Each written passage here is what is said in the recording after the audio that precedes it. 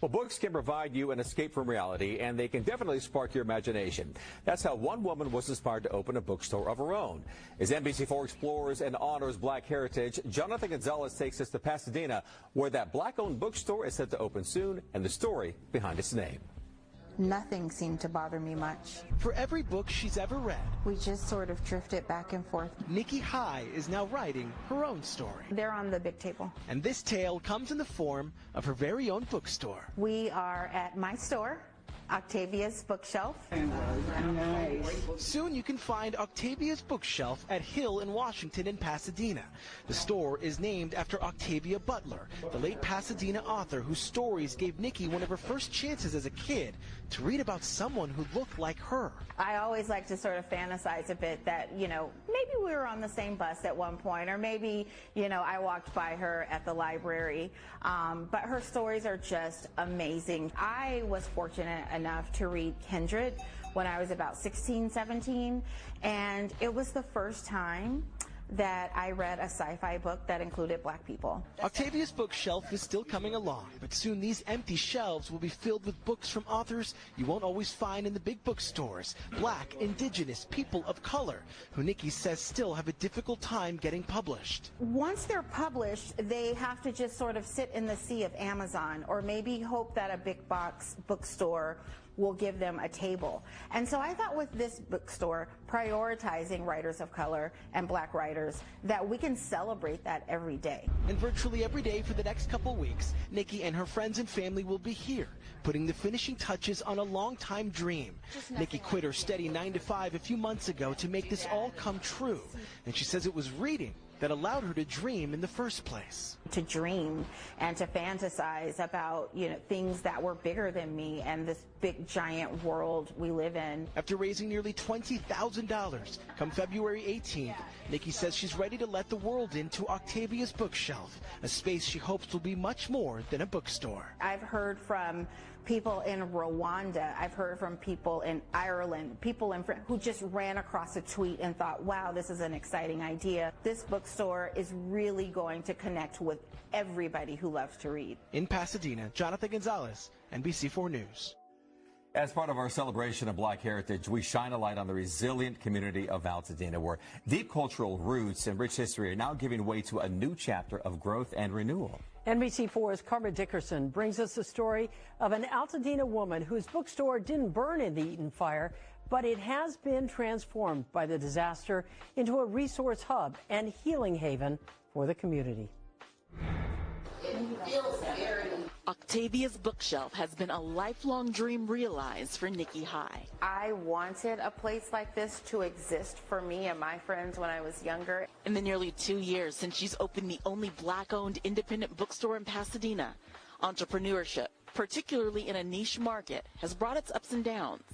But on January 7th, it set Nikki and her community into freefall. There's nothing else left, like there's no neighborhood. It doesn't feel real. However, she quickly realized her business had been saved. She began offering evacuees access to electricity and internet. People showed up. So then, I said, oh, well, maybe I should get some food and water. As people requested more help, Octavia's Bookshelf put out a community call for donations. Pulling the books down, we started to, put air purifiers on the shelves. And putting the donated items up for grabs, serving about 500 people over 3 weeks. It felt really full circle to be able to help people who helped me open the business, stay in business. Now a quirky sidebar is driving business. Octavia's Bookshelf was named for an acclaimed Pasadena native, the late Octavia Butler. And one of her works, Parable of the Sower, is getting a lot of attention in the wake of the Eaton fire for what some see as a prophetic narrative it tells of a Los Angeles in the midst of climate change, economic unrest, and an apocalyptic situation. Now, this was published in 1993, but early on in the book, there's an entry. February 1st, 2025. The first line, we had a fire today. The store is now back in the book business, just in time to accommodate the rush of people looking to buy and join the reading group for Parable of the Sower. Still, the store is making space to keep meeting the moment. This book is about a family who is being evacuated because of a wildfire. Stocking stories to help kids cope with the disaster and families prepare. There's also a giveaway section with not just free books for evacuees. We just tried to think of everything. But even reading glasses. She has some family. She knows she needs air purifier. And health and wellness items. This is going to be so important for people who are in this area. Anything to help the community literally breathe easier. In Pasadena, Karma Dickerson, NBC4 News. I mean, don't you owe us a book report on the proletarian's pocketbook? Tell me something fun about where that is. I've been reading something else. Oh, and that is? Parable of the Sower. I did not assign that. Thematically, it deals with so much that is historically based. Okay, classism, genocide, oppression. I need a report on what you're supposed to be reading by Monday. And since you're so eager on Octavia, I want a report on Parable by Wednesday. Yes, ma'am. Mm-hmm. That was 40 Acres. Danielle Deadweiler. Great performance. The brand new film. 40 Acres. What's that? That's the one that Gus T. you saw at the film festival months ago? Yes, that old thing. That's the one that you said is about the racist cannibals that go to chomp on Danielle Deadweiler? Yes, that's the one. Even still, especially for this program, reading is more important than watching television. Even science fiction, yes. Even sci-fi, reading. Gus T. in for another broadcast. The C.O.W.S. context of white supremacy. Hopefully to share constructive information with non-white people, victims of white supremacy. People classified as white do not need to listen to the C.O.W.S. to better understand or replace racism with justice. Today's date, Tuesday, July 29, 2025. So I have been told. Today's broadcast near and dear to my heart for so many reasons. I can give 3 quick. It's more than that, but I can give 3 quick. 1. Gus T. 206. Proud. 206. Let's go Seattle. I went to LA at the end of 2024 with my Seattle Supersonics hat in tow. I told you, went down there for the American Film Institute Festival, saw The Order amongst a number of amazing films at the festival, went to Malibu Beach. I told you all, I sat out there Monday, October 28th. I sat out there and said, oh my goodness, climate change is going to destroy all of this. I was looking at the water, and I saw they have literature and meetings very serious. Climate change, sea level rise, like this big deal in Malibu. Really big deal. Very serious. I did not give a thought at all about the wildfires. Not one word. I also groused about the air quality the entire time I was in Los Angeles. Oh man, I groused, I sniffled, I complained and groused some more and complained and complained and complained. Oh my God, how in the world do you breathe this? Where is Magic Johnson at? What do you do? What kind of air filters do you have? Like, what? This is intolerable. Like, oh my goodness. Didn't I? I groused about that for a month. That was end of October, November 2024. When those wildfires hit in January, and they put those pictures up, and I said, oh my God, I was sitting right there. I was sitting on the beach. They showed, when you go to the beach, Malibu Beach, there's a Whole Foods almost right across the street, basically, from Malibu Beach. I went to that Whole Foods. They showed that shopping center. It was like a ghost town. I got pictures. I got the LA Times, and I have the same exact photograph from that shopping center. I was there Halloween, so they had the pumpkins and all that. Ghost town. Because that, hey, we got all this damage. Remember, some of those roads were closed and people couldn't access. The impact that had on. Now, you thought Gus T groused about the air quality before the wildfires.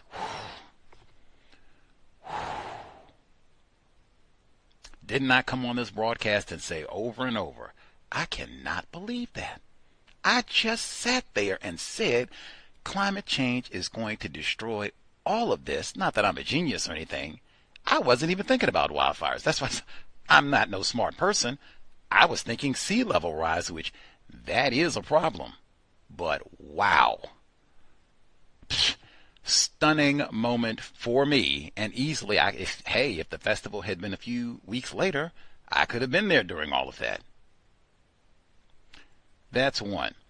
Two, following all of this subsequently, Octavia Butler. The Seattle Connect on that. I know Octavia Butler is a SoCal native, celebrative, proud Octavia Butler.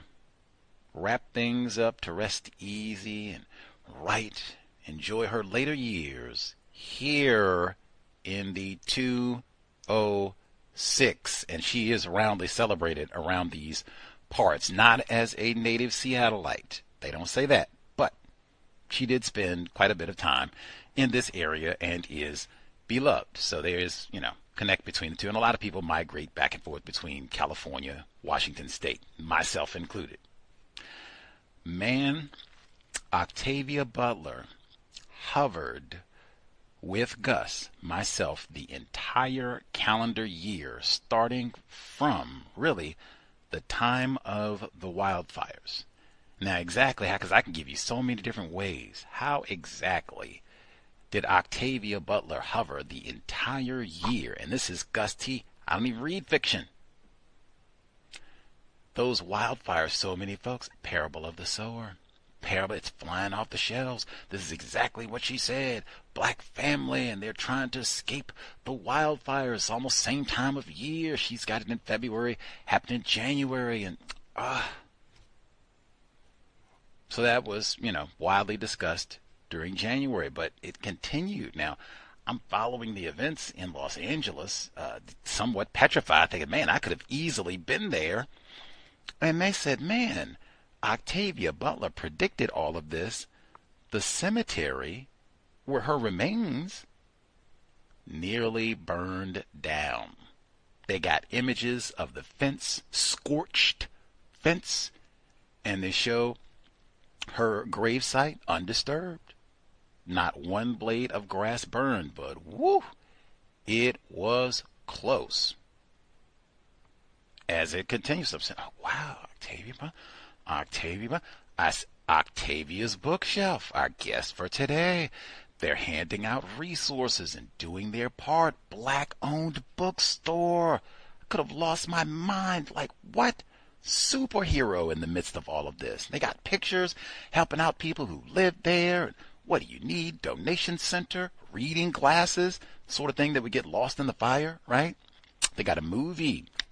That's the title of it, Things We Lost in the Fire, set in Seattle.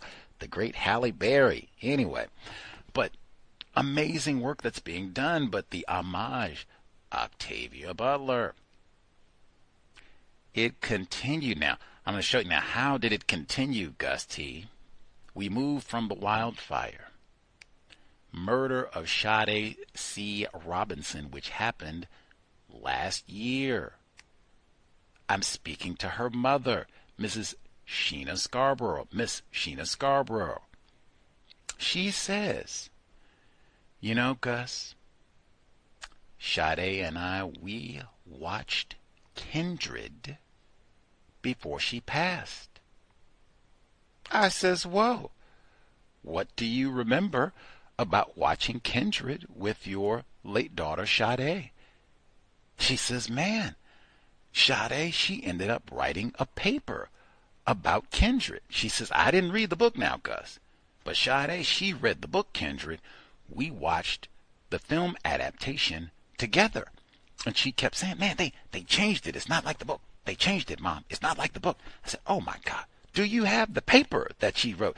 She said, I'm going to have to look because I didn't read the book and we were just doing it together and I've got more important things, than looking for some college paper. But she said, if I find it, I will share. Now, I didn't get it, but whew, I was hopeful. But there she is again. And now we switched books because we started, it was Parable of the Sower. Now we've hopped to Kindred, which I have read actually in the C.O.W.S archives at least one way, where we went through that book specifically. Cowbell. Did it come up again? Yep.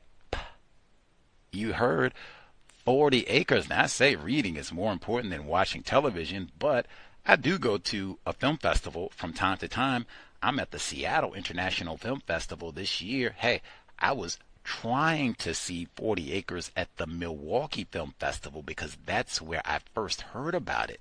But I didn't get to Milwaukee. I got there too late to see their film festival. Thankfully, 40 Acres was in Seattle. I saw it at our film festival. First 5 seconds of the movie. In the movie that's about the racist cannibals coming to munch on black people and steal their farmland. In the first 5 minutes of the movie, they say, hey, where is your assignment that was supposed to be on the Proletarian's Pocketbook, which is a real book, nonfiction with essays from Fred Hampton, Minister Malcolm X? What? That's what you're supposed to do an assignment on. You hear Danielle Deadweiler, her daughter says, I got distracted. Octavia Butler, that Parable of the Sower, and classism and oppression, it's historically based. Now you got to write a report on both of them. And they do a callback. They bring Octavia Butler's writings up later on in the film. This film just came out July 2nd. Summer movie, 40 Acres. Even in a film titled 40 Acres, Octavia Butler homage. And it's a Canadian film, if that means anything to you, R.T. Thorne, black filmmaker. But this is a Canadian product. I told you they go to Canada, right? Anyway, Octavia Butler been with us for the whole year. It will just continue. We will have the honor and privilege of talking with the entrepreneur who started Octavia's Bookshelf. We'll get to hear more details about the amazing efforts to help black residents and what do things look like now, 6 months on from the wildfires. Oh, and I missed one. Can I get one more for Octavia Butler? I told you Seattle. I missed it. Messing around here. They just had Susanna M. Morris to talk about Positive Obsession, the life and times of Octavia E. Butler. It was literally 10 days ago, right here in Seattle, technically Lake Forest Park, but whatever, right here in Seattle. I missed it in an oaf or whatever the case may be, but I mean, Octavia Butler has been right there whole year like she never left us. The great. Our guest for this evening, fan, I think it's safe to say, of Octavia Butler and an absolute superhero in Southern California, joining us live to talk about her efforts and what it looks like down there after the fire. Our guest, Miss Nikki High. Miss High, are you with us? Yes, I'm here. Hello. Thank you so much for sharing some of your time and energy. I know you're so busy and thousands of things to do. We're so glad you could speak with us. For listeners, I guess, number one, make sure I give out the address. For those who are not in L.A., you can still visit the website, octaviasbookshelf.com. octaviasbookshelf.com. Ms. High, anything that you would like to tell us about the work that you do down in SoCal? Oh, my goodness. Well, thank you for such an incredible introduction. I was listening in part thinking, who is he talking about? It's hard to believe that that person is me. So thank you so much for that. I am just a lover of words and stories and particularly stories that represent Black people that can showcase our range of brilliance, and I just think it should be celebrated every single day. And it was with that in mind that Octavia's Bookshelf was born.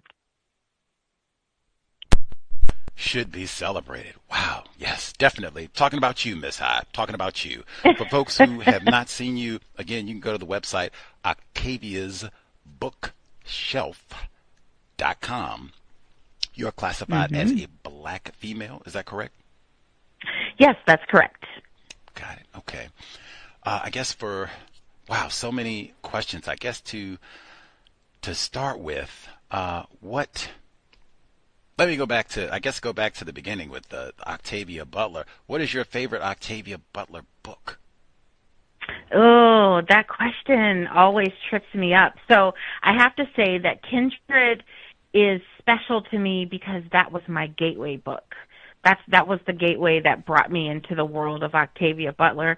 I had never read a story like Kindred, and it was in the late 80s when I read it, and Pasadena and Altadena was much, much more segregated then than it is now. And so upon learning that the person whose brain came up with this story, lived a stone's throw away from me, because, most of us black folks lived on the northwest side of Pasadena, I was completely obsessed. So I guess I'll stick to Kindred for that reason. But, you can ask me next month and I'll say Dawn or Wild Seed, or it changes by day. Right on, right on. I've heard that from other folks who are fans of her work as well. I guess with Kindred specifically, was this like you found this like on your own to read for fun, or was this like a school, something you had to read for a class? No, I found it on my own. So I was a early reader. I don't even remember learning how to read. I just could. And I didn't have a ton of parental oversight. I think kids growing up in the 70s didn't. My grown-ups would see me reading, and then they would just say, oh, look, the baby can read. And it'll be like a Stephen King book or, something super inappropriate for a first grader. And but I would read anything I got my hands on. I just love stories. And so I don't even remember how I found the book, but it was not through school, that's for sure. But it was a school librarian who told me who Octavia Butler was. See, the thing about Kindred is Dana, the main character, in the book she says she's from Altadena. She goes to Webster's Pharmacy. So, that hooked me right there, because I was like, whoa, hold on. This character lives in Altadena. This character goes to Webster's Pharmacy, which is a pharmacy all of us go to. So that hyper-localness drew me in immediately, but then, of course, the story just felt so layered, and, my little teenage brain just couldn't comprehend it. I had to read it a couple of times, but I was so fascinated with the story that I asked my librarian, and yeah, she was the one that confirmed it for me. Amazing. That is one to read a few times. Unless my memory is bad, I think that is classified as like youth reading, unless my memory is really bad. No, you're not. And so I'm at Pasadena Unified School District, or what's left of it, post-fire. The kids in middle school are reading Kindred, and the kids in high school are reading Parable of the Sower. In fact, Octavia Butler's former middle school, she went to a middle school called Washington Middle School, and about 2 years ago, they renamed themselves Octavia E. Butler Magnet School. And so those kids, you see those kids in the supermarket, you can ask them any Octavia Butler question related to her writing, her books, her life, where she lived, and from 6th through 8th grade, any one of those kids can tell you everything about her. It's impressive. Oh man, buddy, buddy. That I am up for a literary challenge now. Look here. I will have to write that down because I don't even like Los Angeles. But once they get things cleaned up, I will go back to L.A. for a day or two to do a counter-racist study. Let's tease it and try it here. Okay, Miss Hot. Did you know, or even if you didn't, doesn't matter. You can tell us if you know or not, and then give us your thoughts either way. But Octavia Butler did an interview post Kindred, and this is some decades after it's been published and, celebrated. And she said, I was attempting with Kindred. My first vision was to make Dana a black male and to tell this story about time travel and going back into slavery. She says, but I could not get through one chapter before this dude was going to be killed. So, I had to switch this character up. We had to make Dana, black female, the main character, and we go from there.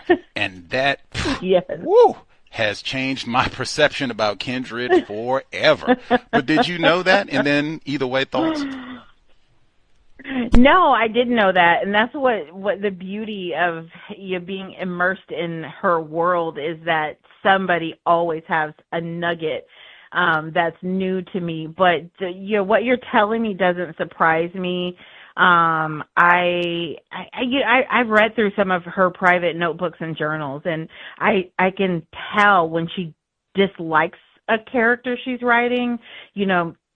She had some issues with Lauren Olamina from Parable of the Sower, so it certainly doesn't surprise me that she had a problem with Dana being a black male, and it just endears her to me even more. Her realness about things just never ceases to amaze me. For sure. Last Kindred question.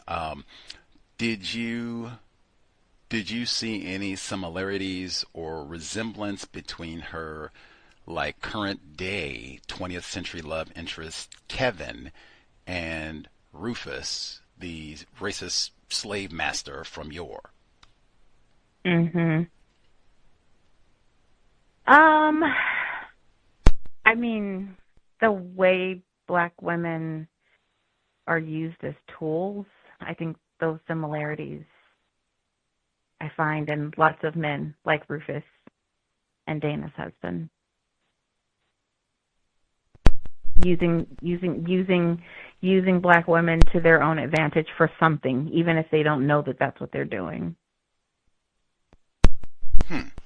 Did you get the sense from Kevin in Kindred that he was using Dana for using her, even if it was subconsciously, he was using her for some sort of gratification? I do. It may be a controversial take, but I think at the heart of, at the heart of a dynamic like that, there has to be some usefulness or perceived usefulness. Otherwise, why bother, right? What? And I'm talking about from their perspective. I think that they have to find that person to be useful in some way. They may not be able to name the thing, but that's what I think. That's interesting. I'm going to have to go back. Wait a minute.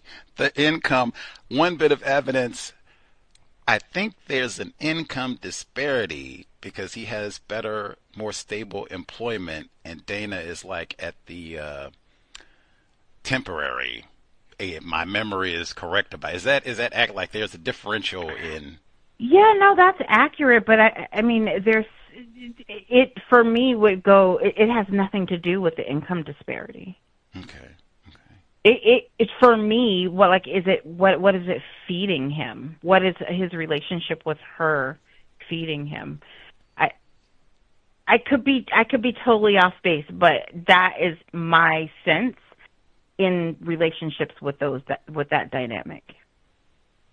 Wow, fascinating. I don't know that it's always conscious, though. Fascinating. Okay. Are there any books that have informed your thinking about this these sort of interact or relationships between a white person, dynamics, white person, non-white person? That's my lived experience. Oh, right. Right on. Enough said. Got it. Okay. Have to go back and reread Kindred for personal. Did you get any? I mean, I don't know. That seems at minimum risky. Did you get any folks say you're going to quit your job to start a bookstore named after Octavia Butler? What? Mm-hmm. I mean, did you get any folks trying to tell you, that is crazy, Miss Hyde, don't do that? Oh yeah, everybody. I mean, I have friends who they would listen to me say this for over the course of some years, and it kind of went from like, hey, maybe 20, 30 years ago, hey, I found this really cool bookstore, and it was amazing, and I wish I could do something like that. I wish we had something like that in Pasadena. And then as the years continued to progress, it was like, man, it's so cool that certain people get to do this thing, and I wish I was one of those people. And then I just started thinking a bit differently, and I thought, I want to open this store. It has to be in the Pasadena, Altadena area, which is where I was raised. I've been here since I was 3 years old. It has to honor the legacy of, my literary hero, Octavia E. Butler. So there was like a lot of musts. And I suspected that other people in the community felt similarly. I didn't have any hard evidence, but I was just sure that, in my mind, I was like, if I could just get 50 people to show up on opening day, that would give me a signal that I'm on the right track. And so, yeah, I talked to very well-intentioned family members who, they said, you're not going to quit your good job with the benefits and the, all the stuff, to do this silly little thing. And they were really speaking out of fear and love. And so, I didn't feel too upset about that. My friends who were just used to hearing me talk about bookstores was kind of like, oh, here she is again. But I really only needed the buy-in from my husband, and he thought it was nuts. But he said, you haven't steered us wrong thus far. So what was really interesting is that, I had started writing down, in a notebook, and at this point, I'm going to the library to pull books about independent bookstores, and I'm online, and I'm looking at webinars, and I'm going into bookstores, talking to owners and managers and booksellers, and just, kind of collecting this reference. And I took a trip to East Watini in September of 22. And I had the great honor to stay and learn with a group of women who have a textile company. They do batik printing, and then they, sew the fabrics and they sell them. And I had reached out to them and asked if I can learn from them. Can I pay you? Can I come out there and just, hang out and see your operation? These women said, of course, sure, no problem. And so I was with them, and one of the things I noticed is these women, they worked together, they took their breaks together, they had coffee. One would leave early to go pick up everybody else's kids, and then the other one would, leave to go get dinner started. And they did this collective thing where they're like, they're doing something really creative. They're taking care of their family. They're in community and in support of one another. And on my flight home, I was like, that's it. I quit. I'm done. Like, I'm doing this, or like my version of it. And so when I got back from East Watini, I quit my job 2 weeks later. Wow. So inspiring. Wow. Wow. Okay. I appreciate the honesty, I guess, and the feedback. Even it seems your husband and other family members were honest, this sounds a little wacky, Yeah. but I guess I'll put my pennies aside to save for when we go to the poorhouse, and I'll support you. Yeah, no, that was really it. Yeah, those were actual conversations. Like, my mom was like, now, Mama ain't got a lot of money now. If something happened to you, and I was like, Mom, I'm fine. My grandmother, though, my grandmother was like, yes, you should do it. And I said, but why do you know I can do this? And she said, her name was Dolores Jackson. She said, because you're Dolores Jackson's grandbaby. Of course you can. And so, she passed away in 22, so she didn't get to see the opening of the store. But that, sort of anointing from a living ancestor, living at the time. And it was so matter of fact, I just never really forgot that. And I started thinking too, I've had my share of hardships. Like, I'm a Black woman in America. Walking outside my door every day is an act of bravery. And so, but I started thinking about how deeply I've been loved through this life. It's like the profound support that I have from, my family and my chosen family, and how I would go up against trials and tribulations and somehow be okay. And so I think that, coupled with my grandmother's very sort of matter of fact, she didn't want to hear all the foolishness about profit margins and the whatever. She was, you're Dolores Jackson's grandbaby. You're fine. And so yeah, I'm really grateful to have that support. 2 days in a row, privileged to say, Black grandmothers are important. Dolores Jackson. Dolores Jackson. That was. she is the one, who would let me lay in her bed and tell her stories that I learned, that I read, and we would talk about politics, and she loved, when I went to college and I would come back home and tell her about, all these amazing things that she loved it so much, and really sort of nourished me in that way. And she wanted me to know so much about my family and this sort of life that I'm living came at the cost of her ancestors. And so she would tell me, about these people. She would take me to museums where I can see, our legacies memorialized, and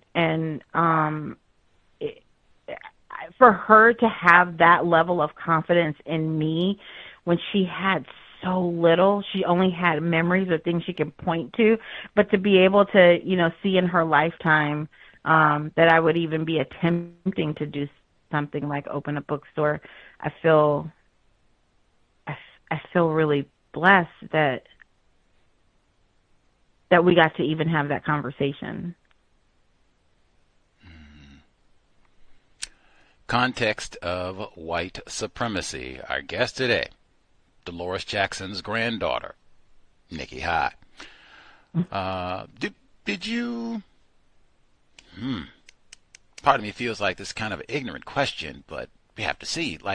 Did you experience any acute forms of racism in establishing Octavia's bookshelf?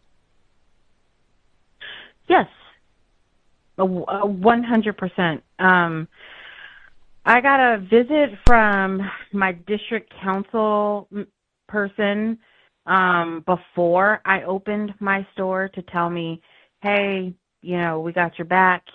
Don't worry about the naysayers. And I was like, what? I haven't opened.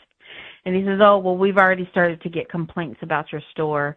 They don't want you to get a business license. They said your store is divisive, it's racist, so on and so forth. So, so from before opening,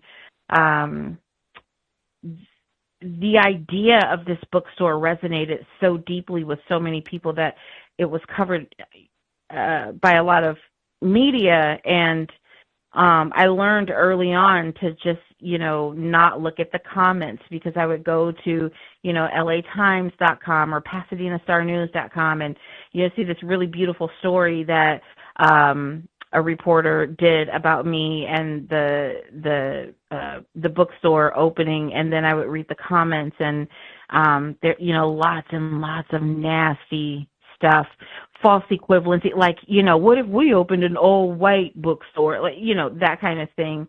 And so, yeah, I had that. I have a message on my cell phone, my work cell phone. That's our main phone line, that was left just like 3 months ago, and it is a woman. I've sort of reversed engineered, because her number wasn't blocked.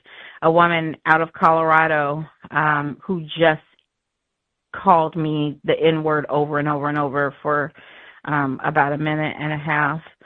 I've had dog poop left at the front door of my bookstore.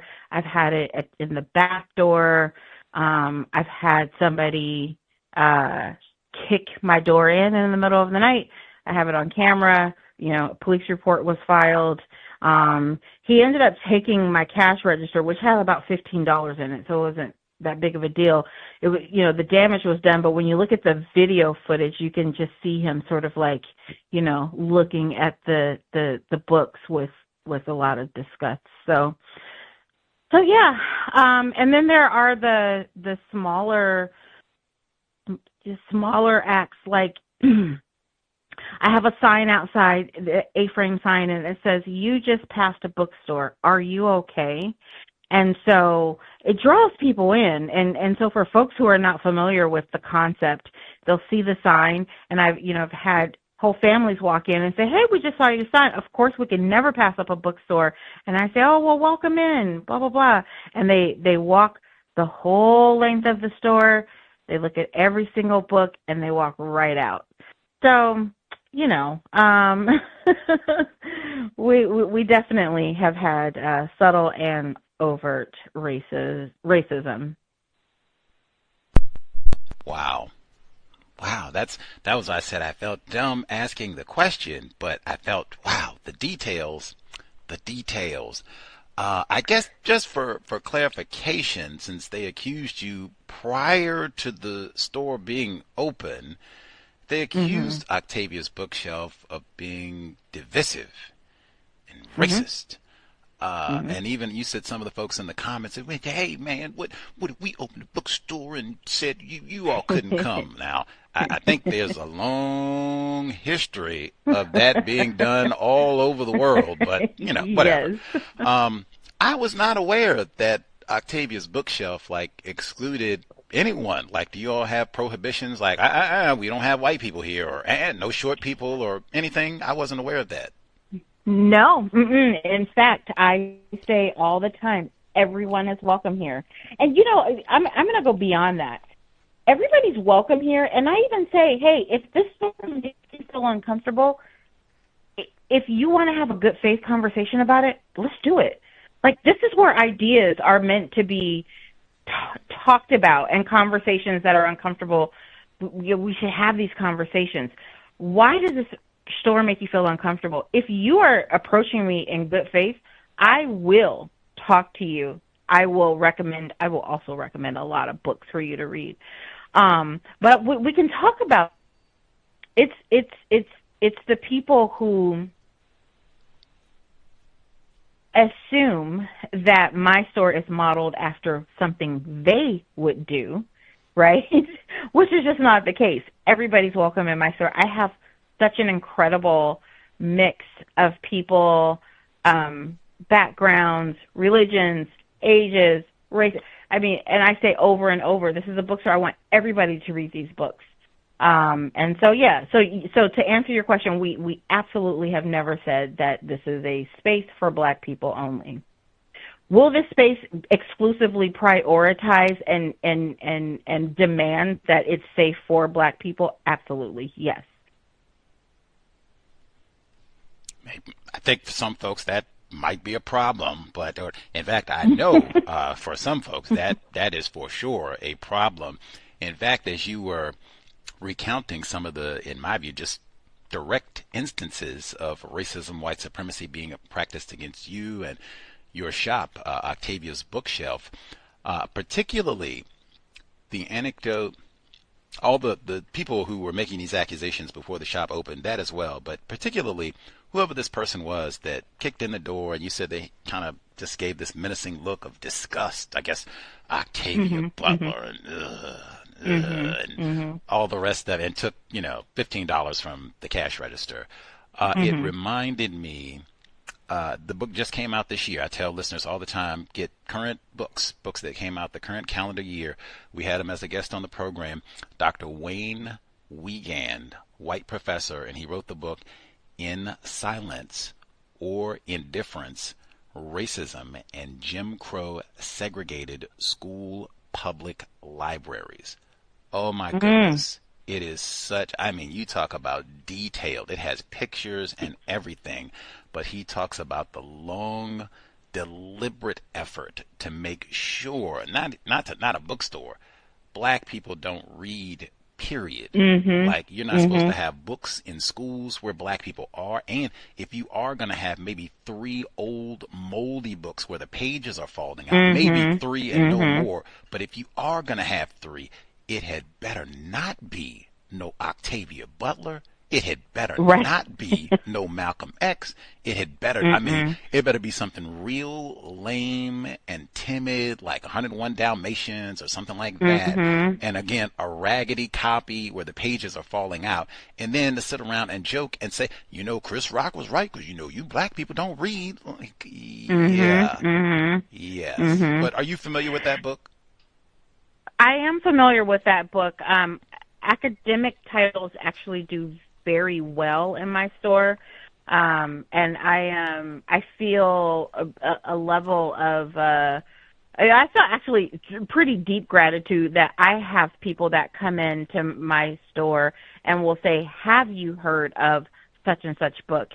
And I feel like I think about books all day. I'm thinking about I'll think about a conversation that I had with a kid at the laundromat, and then that will, it'll be on my mind. I'm like, I got to find a book so that if that kid comes in my store, we can have a book related to whatever his interests are. Like, so I get pretty detailed. But yeah, I am familiar with that book, and it was because a customer actually came in and said, "Can you order this book for me?" I actually didn't have it on the shelf. Wow.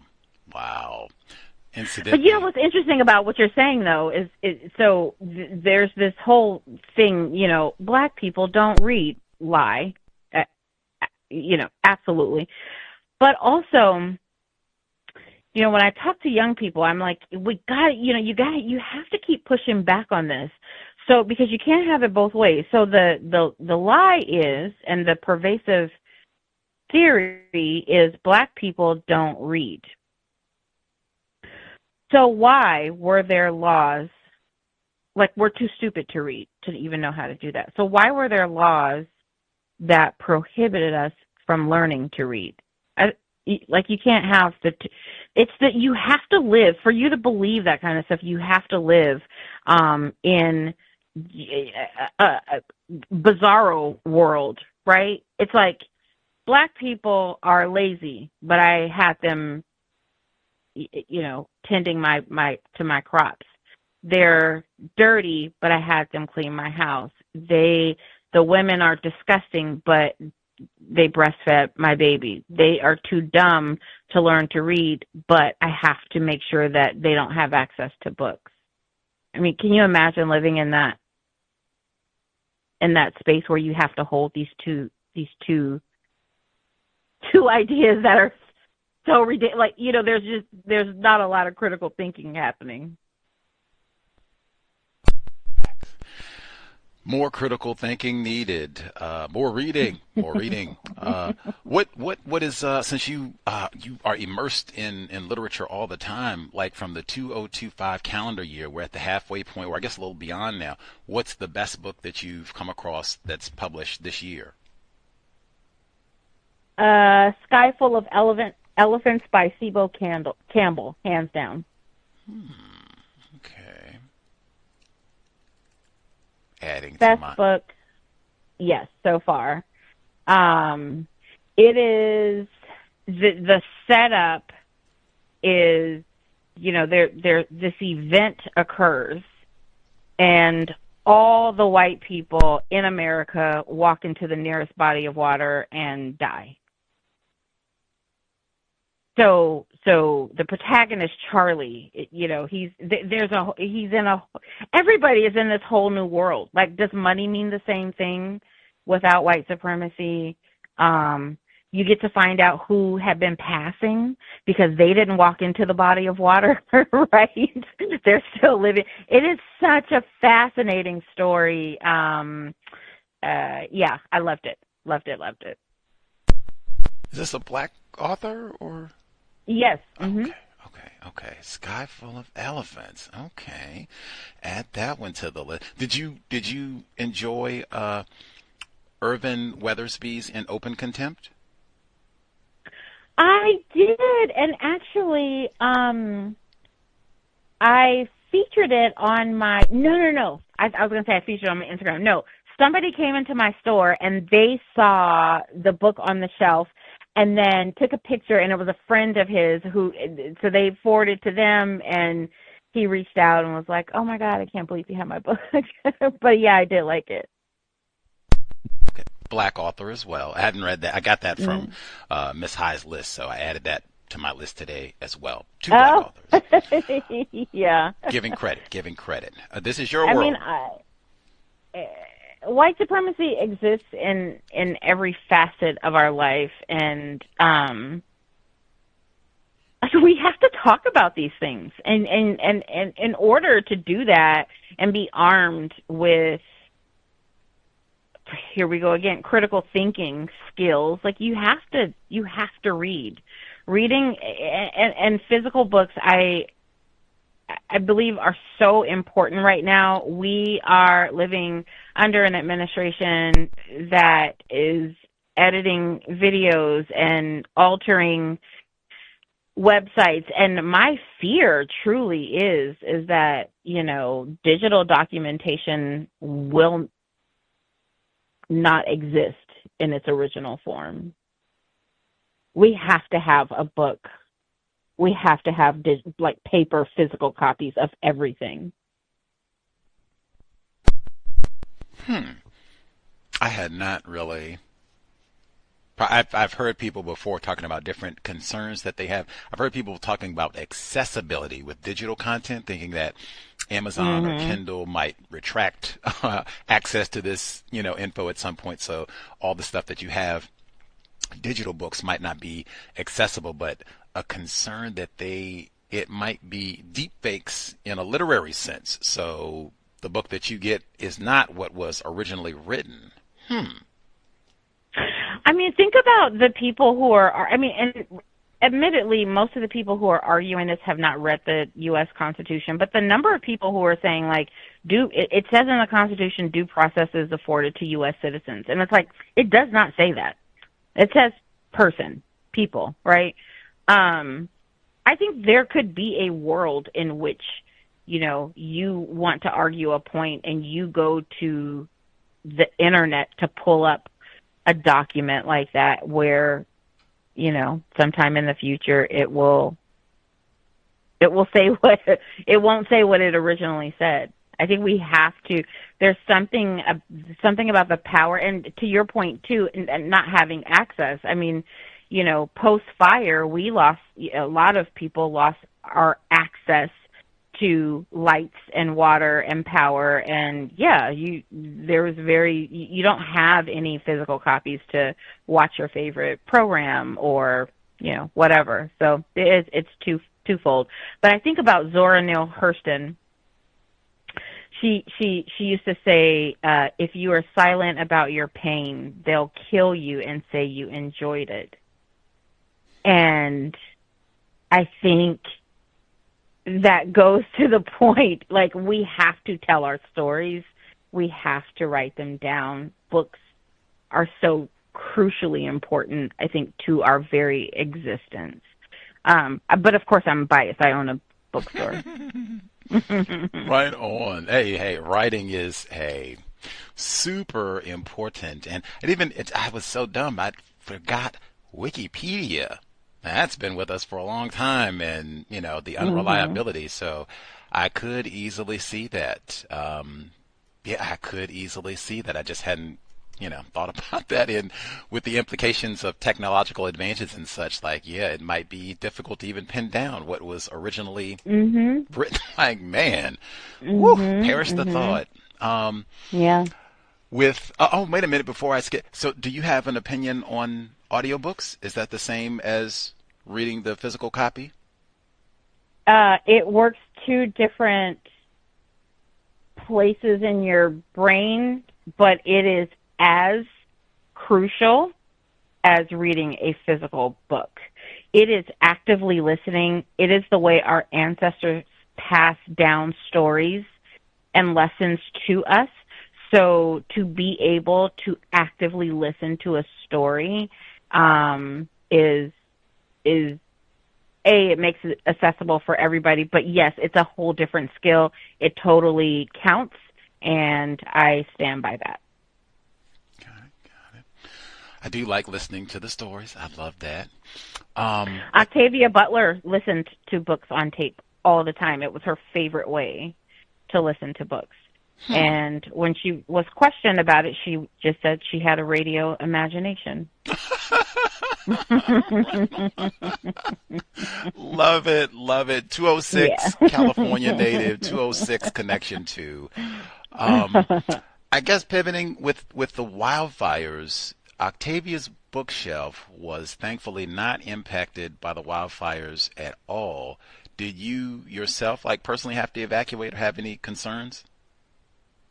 Yeah, I just got back home about 3 weeks ago, and I am smack dab in the fire zone. So there are 12 houses left on my block. We're all in just a little cluster, and there's nothing around us. So yes, I was evacuated. I couldn't live in my home for almost half a year. So, yeah, I was evacuated on, the Tuesday evening. And so for somebody who's not from Altadena, I have to explain something to you. So, there's this dog whistle, right? So say you're going to buy a house in Altadena and your realtor comes back, she'll say something like, hey, I found the perfect house for you. It's 3 bedrooms, 2 bathrooms, and it's east of Lake. That is the code for not where the black people live. So west of Lake, and Lake Avenue is one of our main streets. I happen, just by a series of events, own a home east of Lake. So I was evacuated on that Tuesday evening, about 6.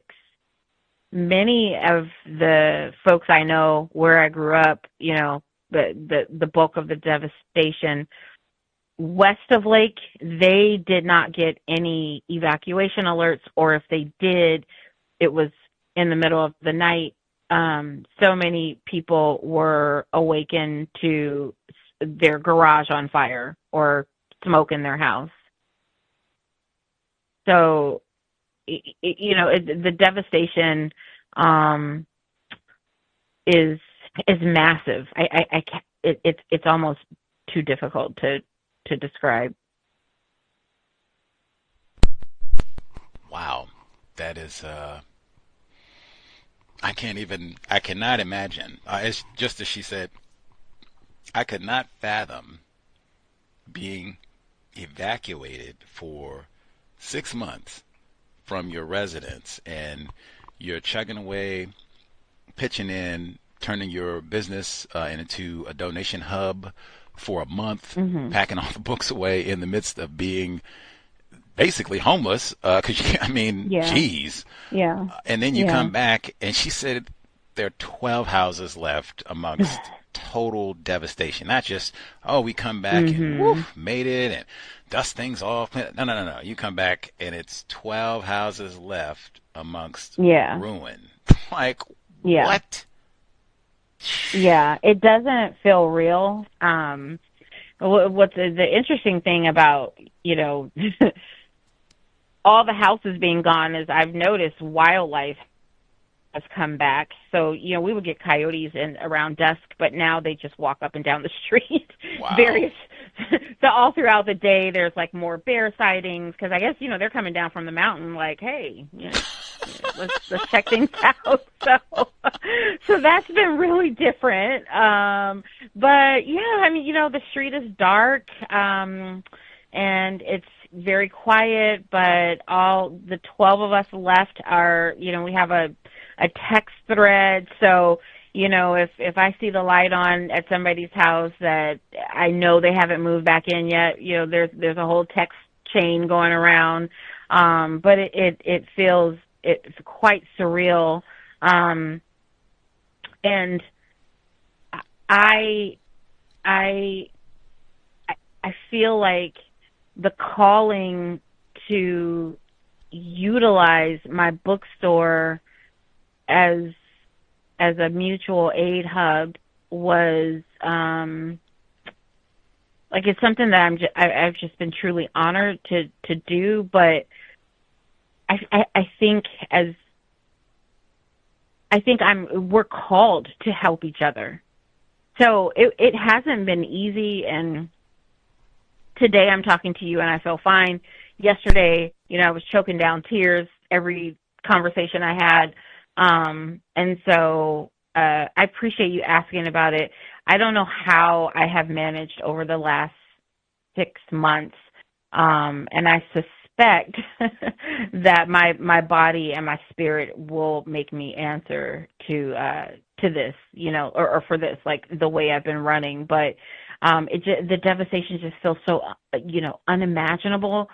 And the first, day or so after the fire, no one knew, you didn't know if your house was okay. You didn't know anything, and there was just nowhere to go, because your whole city is on fire. So it was one of those things where, I went to the shop to see if it was still standing. Yes. Hadn't made it down there yet. Did we have Wi-Fi? Did we have water? Did we have power, which a lot of Pasadena did not have that at the time? We did. And so it wouldn't even occur to me to do things any differently. I definitely don't have, I didn't have the money to be able to do that. But I was thinking well, if I lose my business because I helped my community, then it was worth it. But so many people in this area and beyond, they were so touched by it that, I was able to keep it going for nearly a month. And yeah, I wouldn't change it for anything, but to be completely transparent, I don't know, when my body is going to sit me down and to process everything that we've been going through. I don't know. Context of white supremacy. Our guest for today's broadcast, one more time, the granddaughter of Dolores Jackson, Miss Nikki. Mental health and self-care, very important. We talk about that a lot. And I know with those wildfires, and for me personally, it was so,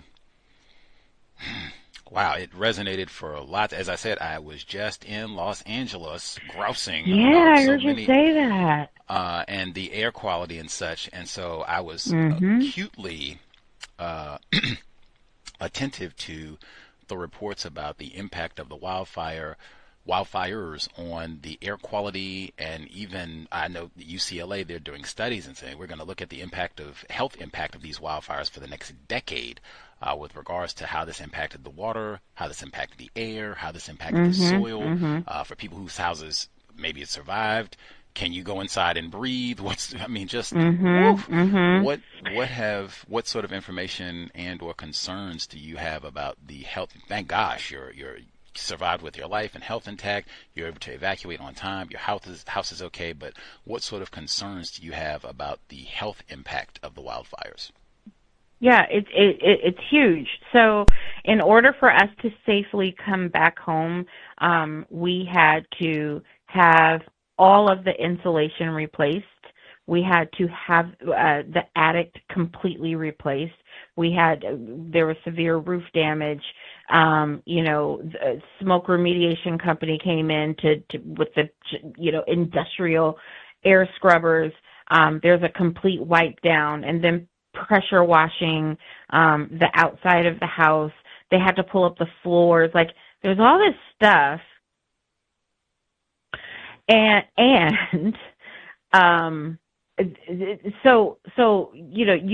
come inside the house, we leave our shoes outside, and then, because I don't know what we're tracking back in, because there's still so much devastation around us.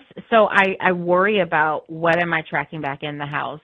We have air purifiers running 24 hours a day. We still wear masks going outside. The Army Corps of Engineers, they are responsible for debris removal. Now, keep in mind, the debris is toxic.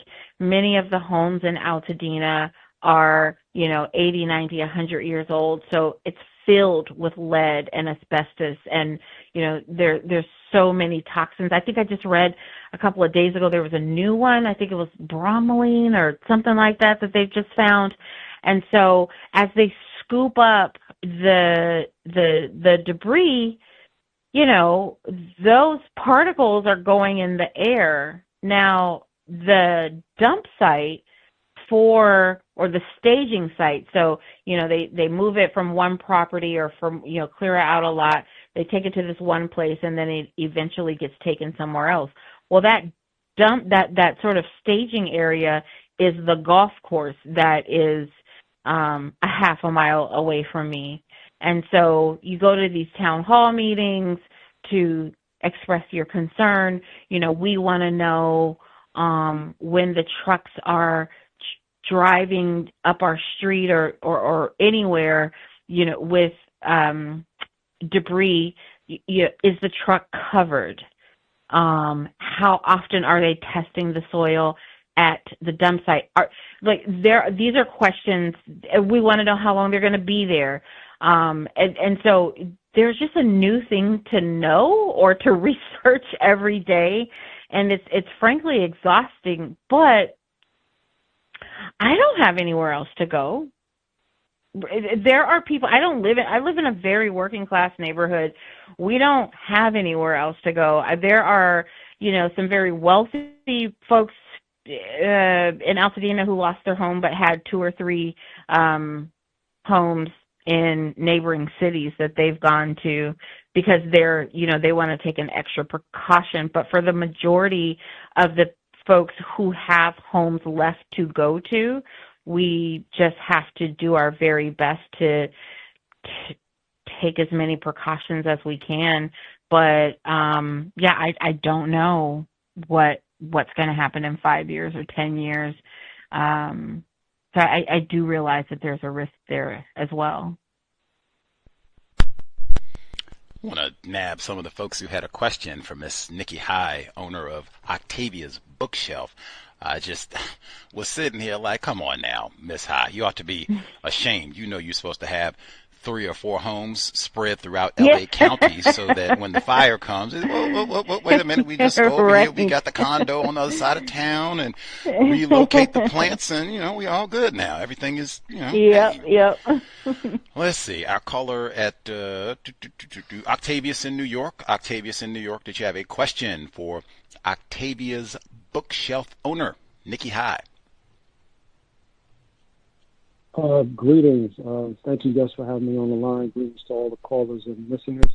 And thank you, Ms. Nikki, for spending time with us this evening.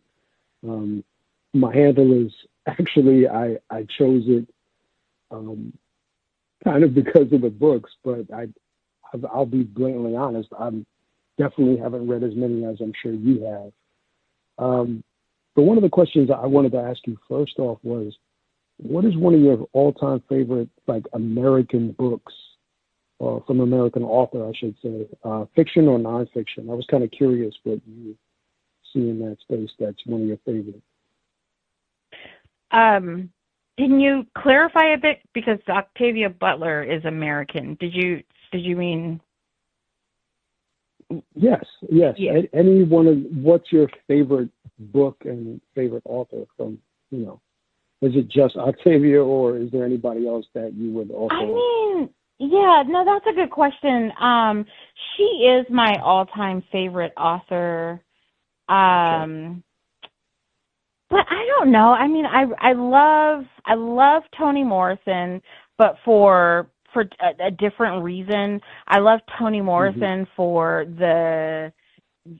because she expects so much of her readers. So you're forced to pay attention. You're forced to read a paragraph of hers over and over and over. So when I want to feel challenged in that way, one of my other favorite authors, American authors, would be a horror writer named Tananarive Due. If you have never read anything by her, you are in for a treat to go into her catalog. I first learned of her when I read My Soul to Keep back in '99.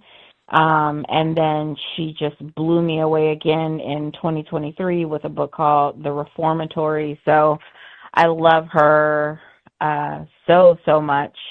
I tend to kind of stay in the horror sci-fi area, but I mean, for academics, I love Robin D.G. Kelly, who is a professor. He has written a ton of books. My favorite book by him is called Thelonious Monk, which is about the life and times of Thelonious Monk. So, yeah, I mean, I'm kind of all over the place. Nice. That was kind of what I expected, a bunch of things. And I got to check out that Thelonious Monk one. I have some of his albums. And you already touched on it. But I was curious, touched on the author, I should say. Why is it you think this so-called government is going after Toni Morrison's work so much? From my knowledge, and correct me if I'm incorrect, but she's like the number one, her books are like on the top of the list as far as being banned, from my understanding. But I was curious, why do you think they're going after her work so diligently, like so hard?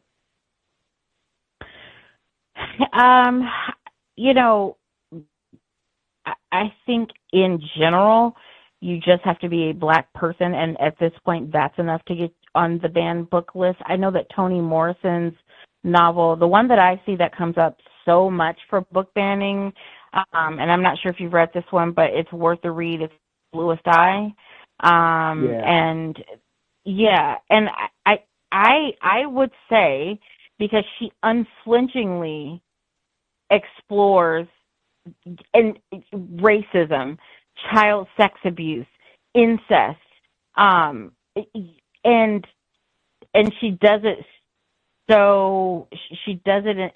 in such a way that there is not a lot of room to misinterpret what she's saying. And so I think they hate the Bluest Eye for that reason. Got you. And I have one more question. Is that all right? I just want to make sure I'm not taking up too much time. I'm just checking in with Gus. Is that cool? Oh, proceed. Cool. And when it comes to writing, how do you see that playing a role in, not just developing for a child, but also developing critical thinking for an adult, because reading is also definitely helpful. You and Gus spoke about that earlier, but what is the writing aspect of it doing when you finally, have your own kind of perspective and develop your own sense of the world to some degree? And I'll mute my line. Yeah. And thank you. Yeah, no, that's a great question, and it's a really timely question. Right now, we are launching a writers workshop that will meet every week in the month of August and hopefully beyond. It's called Writer's Block, and it's something that I have been thinking about post-fire, particularly, like what therapies are necessary for us to process everything that we're going through. And I just keep coming back to the written word. So I think whether you're writing in a journal or you're writing a burn letter, I write burn letters all the time. It's a letter that I'm literally going to burn after I finish writing it, because I'm going into the deepest corners of my brain and saying the most awful things that I think about myself, and I need to write it to get it out of my head. I burn it. I feel like having the ability to choose your words in such a way where you are getting your point across, your story is being told, that is not only incredibly validating, but it's so healing for everyone. But I would say for Black folks for sure. We want to be heard. We want the story to be told. So I think writing as a practice, again, whether it's a burn letter or a journal or you're writing to be published, is crucial for living, but also I think for our healing. And I am a huge proponent that readers should also be writers in some way. Write in a little notepad or a post-it note, but we have to get those thoughts out and put them on paper.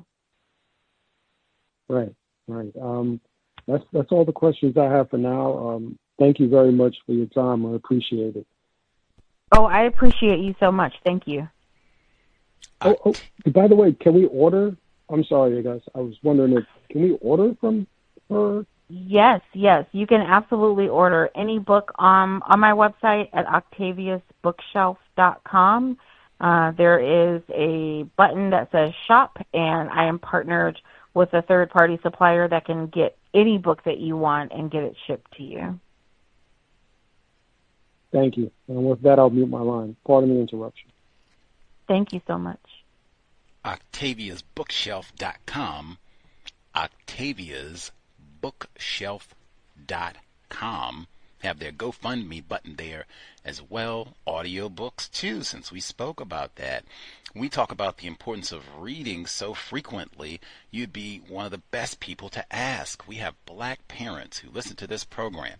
I tell Black parents, prior to your child being born, you should be working on your library for that Black child. Can you give us some books that you recommend Black parents have waiting for their Black children that are under the ages of 14? Mm-hmm. Yeah, I think I would probably say, and this is a new one, but I just love Something Someday by Amanda Gorman. That is beautiful. But I also wanted to talk about a book for Black parents. This is, a book that you can read before you have kids or while they're infants, but Parenting for Liberation by Trina Green Brown. I love that book. I think for obvious reasons, Octavia Butler should be in the library. I love Their Eyes Were Watching God. I am a fan of Ta-Nehisi Coates' The Beautiful Struggle. I love the book The Three Mothers by Anna Malika Tubbs. She just published another book called Erasure, but The Three Mothers is it's about the mothers of Malcolm X, Martin Luther King, and James Baldwin. Let me think. There's so many to pull from. Oh, there is a picture book on grief, and it's called Cape. It is beautiful. It is one of the most beautiful ways for children, and especially Black children, to learn to cope with grief. When my grandmother passed she was old, but she passed unexpectedly and in a way that shouldn't have happened. And I read so many books. I went to therapy, I went to grief counseling, and it wasn't until I read Cape by Kevin S. Johnson that it really brought it home for me. Jason Reynolds, another favorite children's author.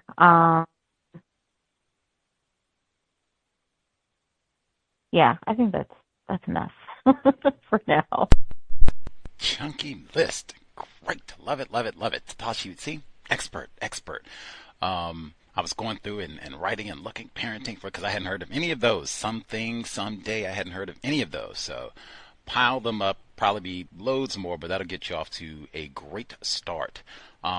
With the wildfires, or I guess before I even get to I guess I'll do it this way. So the term so-called gentrification, theft of Black property, prior to the wildfires, this was a problem. So I'm going to ask before the wildfires, gentrification, and then post-wildfires, gentrification. So before January this year, Black people in Altadena, Pasadena, they were under attack. Get up off of that property, sell it. What were those attacks like before the wildfires? So remember when we talked a little bit about west of Lake, West Altadena? Yes, ma'am. So once the gentrification started over there, I knew it was a wrap. That was, listen, and so it starts with being priced out. When I was looking for a brick and mortar for Octavia's bookshelf, I be in West Altadena. I wanted to be west of Lake. It's where I'm most comfortable. It's where I was raised. It's where everybody, that kind of thing. There was no, they were, the retail, and I think sometimes it was like a special price for me, like maybe somebody else, because one place that I looked at ended up being a pasta shop that I drive by there all the time. Nobody's shopping there. But when I asked about the rent, it was like, oh, it's just $7,500. I felt like you totally made that up. But yeah, it was bad before. Post fire, it's not looking good. It's just not. There was a report in terms of now what does this look like 6 months on from the wildfires at the beginning of the year. This is Black journalist Adam Mahoney. He just wrote this report like literally 2 weeks ago. After LA fires, Black Altadena faces foreclosure and displacement. Not reading the whole report, just to kind of give a flavor. He writes, 6 months after California's Eden fire, Black residents of Altadena find themselves at the epicenter of a mounting national crisis as state and federal foreclosure moratoriums expire. A Capital B analysis of public records found that roughly 36 fire-ravaged properties have been added to pre-foreclosure lists, a public record of homes where owners have fallen behind on their mortgage payments and received formal warnings from lenders since the fires broke out in early January. Strikingly, more than half of the properties where the owners' names were made public are owned by Black families, even though Black people comprise less than 20% of Altadena's population. It's a nightmare. Oh, were you going to add? No, I was going to say it is. We're watching it play out day by day, and that 20% number. Keep in mind when I grew up here, it was more like between 54 and 44%. 44 at its lowest, I think, from the original 54% number. So, I mean that 20%, and in some places I read it was more like 18%. You can feel it every single day, pre-fire, but post-fire. So the things that I have been hearing, I'm closed on Mondays, but I've been using the shop to do town halls. We've had presentations on reparation studies. I have invited in, philanthropists to talk to members of the community. What I'm hearing is that many people were told you are under this moratorium for 6 months, and then and so they would essentially be under forbearance. But now their mortgage companies are calling and saying, we want a balloon payment of the 6 months that we waived for you. This is upsetting for a number of reasons. Let me just tell you mine personally. I'm a homeowner. I have homeowners insurance. I applied for FEMA. FEMA gave me $772 in January. They gave me a voucher for 5 days to go to a hotel that was probably about, I would say about 45 minutes away from my residence and place of business. It was also in a place that frankly was dirty.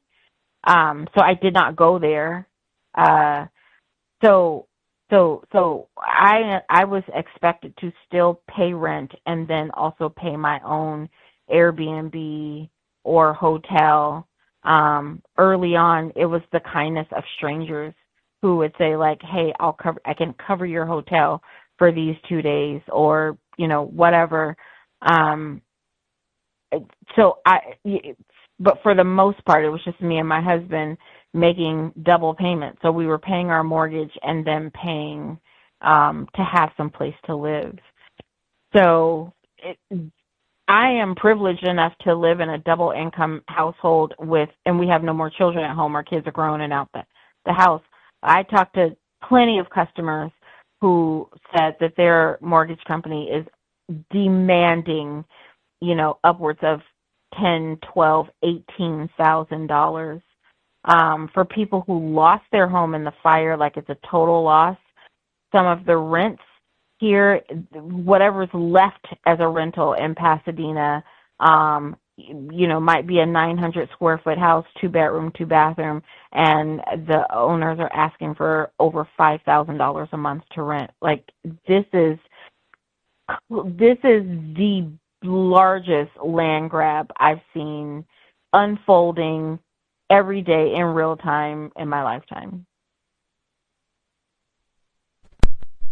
Theft of black property. Matter of fact, we had Calvin Schermerhorn as a guest on the program, white author, and his book just published this year, all about the deliberate plunder of black property, wealth. And his book, it's so detailed. It talks about how white people and because he wrote a report about California as well to tie this in, and you talk about the greatest land theft that you've witnessed happening in real time. And he talked about how white people have put in all these codes and rules to make sure it's not going to be any sort of transfer of wealth. It's not going to be any sort of inheritance for you to pass off to Leroy Jr.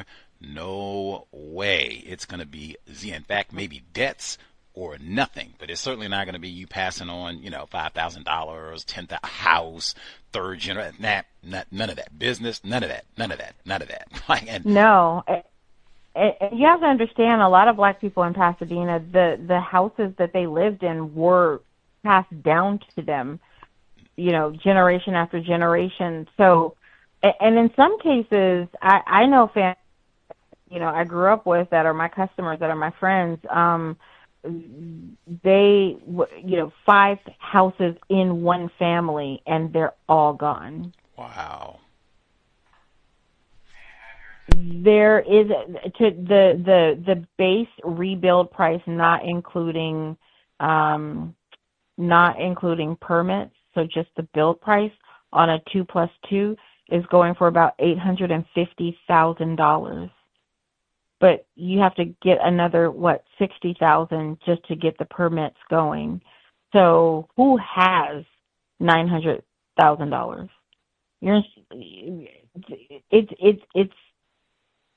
I'm watching it happen in real time. It is disgusting. Is Altadena, this area, is this unincorporated? Yes. Okay.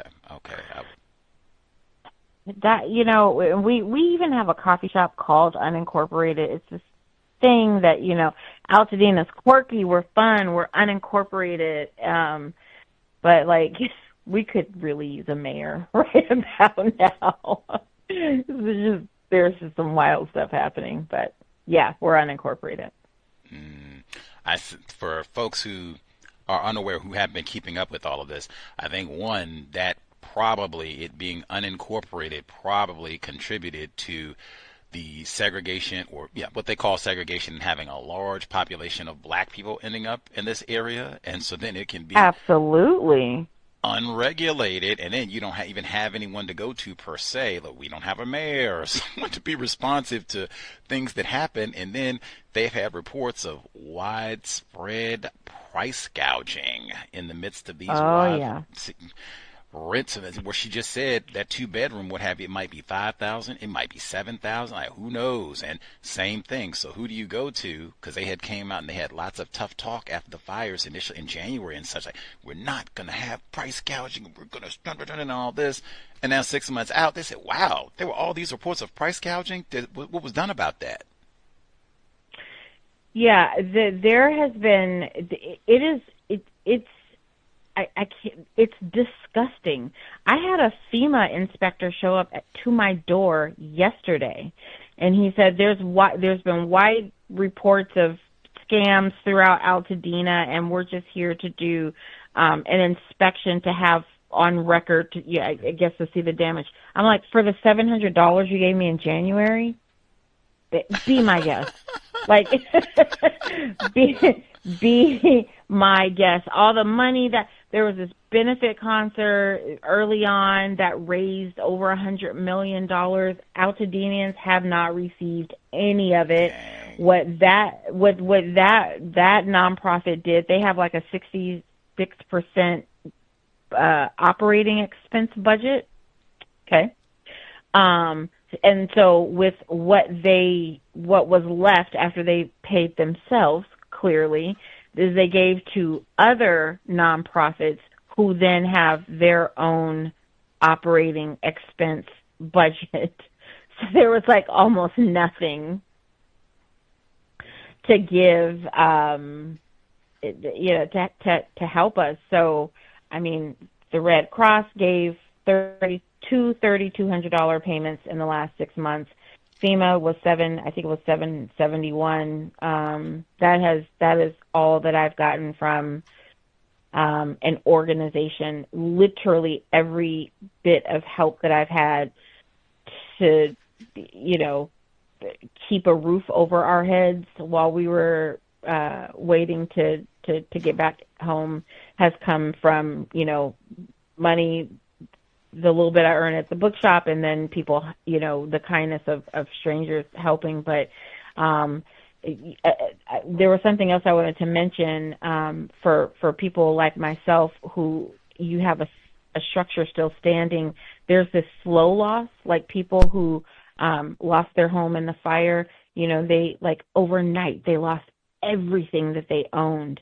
And for people like me, it's just this slow losing of stuff. So, you wait for 5 days to see if your house made it. And then you're like, yes, my house made it. But then it's too toxic to go in. And then you want to go in to maybe, just grab some paperwork. But they have the National Guard deployed for over a month and won't let you in your property. And then the property is inspected, and as it turns out, it needs 4 or 5 months worth of work, plus all of our soft contents were destroyed. So sofas, mattresses, towels, bedding, clothes, socks, shoes, hats, pillows, anything that has that is soft. So what we had left was a dining room table. But I didn't even know that I was going to lose that until we had the inspection done, and that was 3 or 4 months after the fire. So it's just, you just lose something new every day.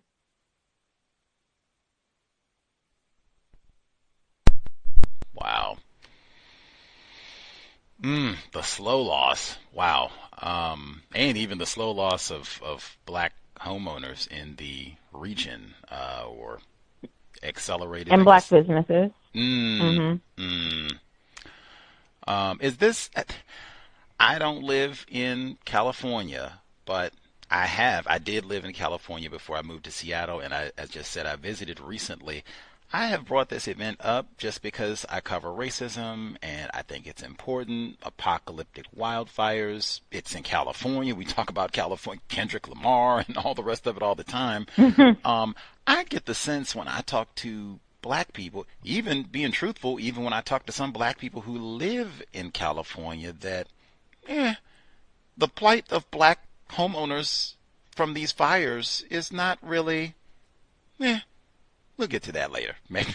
I don't know. Do you get the sense that black people across, or even in California and or across the U.S., that black people are paying attention to what's happening to us here? Some of the most ardent support I've gotten are from black people outside of this community who said, A, I had no idea Altadena existed.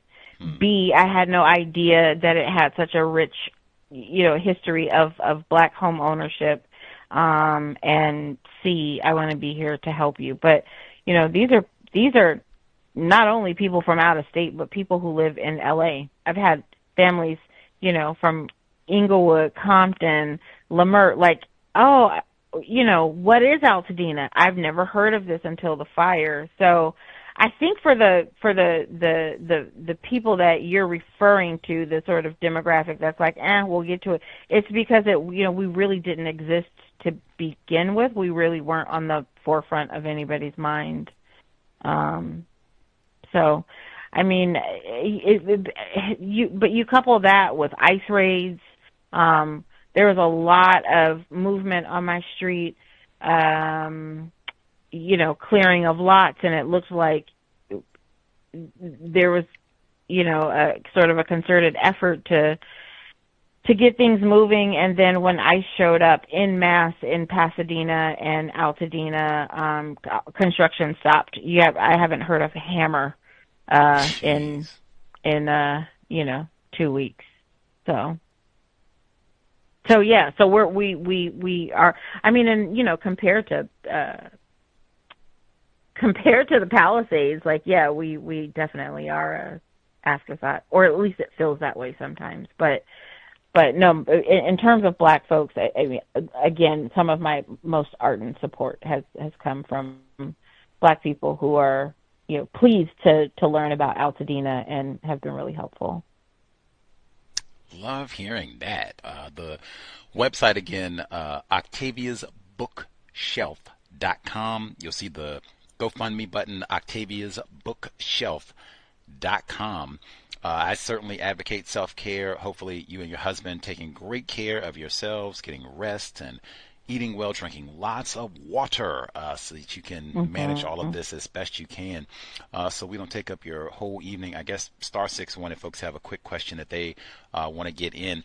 I guess for people, if they want to help and or keep up with what you all are doing to aid non-white victims of the fire and other things that are just happening at the bookstore, people can go to the website, and what can they do to help?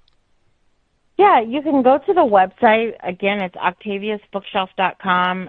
Follow us on Instagram. Admittedly, social media is not intuitive to me, but I do my very best, and that is at Octavias_bookshelf. I am certain, though, to make sure all of our events are posted there and on the website. You can shop with us by visiting our website. That helps so much. When I think of, there was something you asked me earlier about the lasting impact of, or what's going to happen in the future. One thing is for certain is half of my customer base is gone.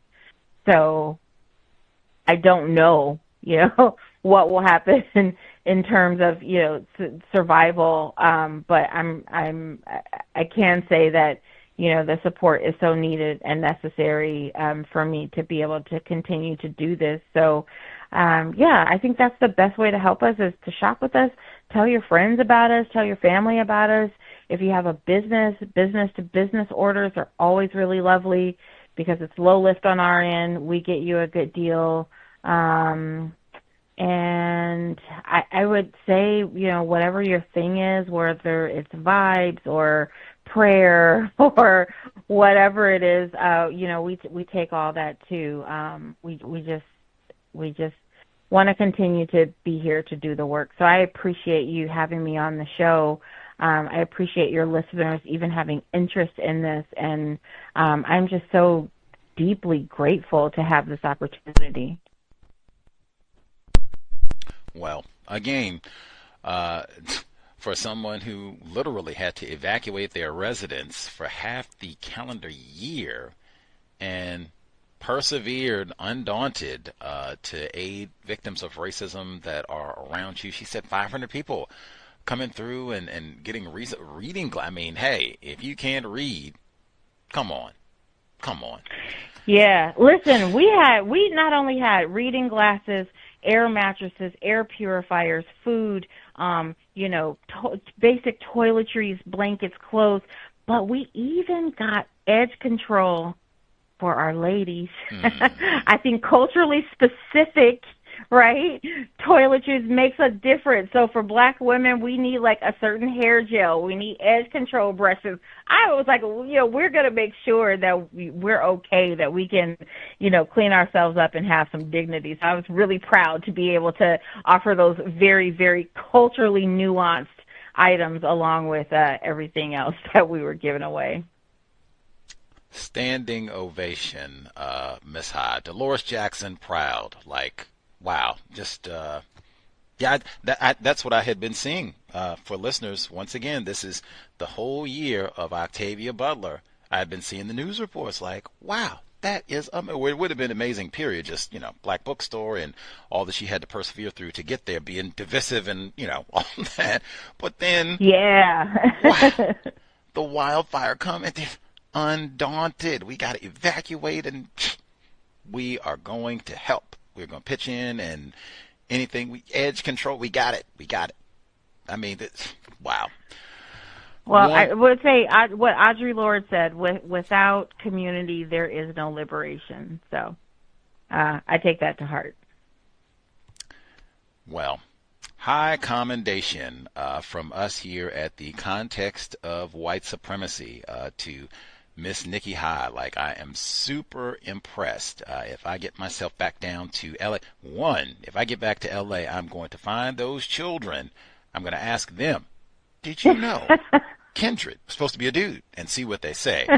Then I'm getting myself up to Octavia's. See, maybe I can go when y'all have an event. I can go and hear somebody come and give one of the talk, or, wildfire victims or something like that. Yeah, we would love to have you. I welcome you, your listeners, anybody under the sound of your voice today. and beyond. Come in, like I said, even if the conversation is awkward, like let's do it. That's why I'm here. And I welcome anyone who has questions, or if you're looking for, a book recommendation and you're in the area. It's so much fun to come in the store. We ask you a couple of questions about, your interest and hopefully come up with the best book recommendation, which is something that you don't get at big box stores. So yes, please, please, please come. Octavia's Bookshelf.com. Visit the website. Folks in the LA area, go visit the store. You can see online, see when they have events and all that good stuff, but go to the store in person, Octavia's Bookshelf.com. Like I said, wow, it has been amazing seeing all the work this year and then learning more details about it. I'm even more impressed. Make sure you support the work of Miss Nikki High and everything they're doing with Octavia's Bookshelf. I guess self-care. I'll say again, self-care. Make sure you invest, get quality rest and prop your feet up, man. Get a massage and just put your feet up, chill, get some rest, drink some water, and self-care is needed. That way you'll be around for another 50 years to read some great books, write some great books, and see an end to the system of white supremacy racism. But man, we will have to have you back on to get updates on what you all are doing down there. But I'm so thankful again that you could spend some time with us this evening. I've learned a ton, and inspired to keep reading and inspired to keep doing the work. So take excellent care and gratitude again, Ms. High. Thank you. I will look forward to giving you updates. We will be on the lookout. Enjoy the rest of your Tuesday evening. Okay, bye-bye. Goodbye, Ms. High. Context of white supremacy. Reading more important.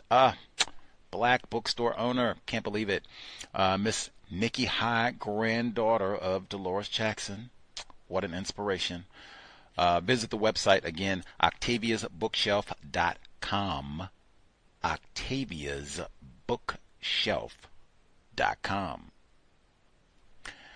Hopefully, folks pay attention, keep up with what's happening with the wildfires, that lots of black people were impacted by that. Even what she said, that was important. She said she lives east of Lake, right? She said that's the code where we don't live around the niggers.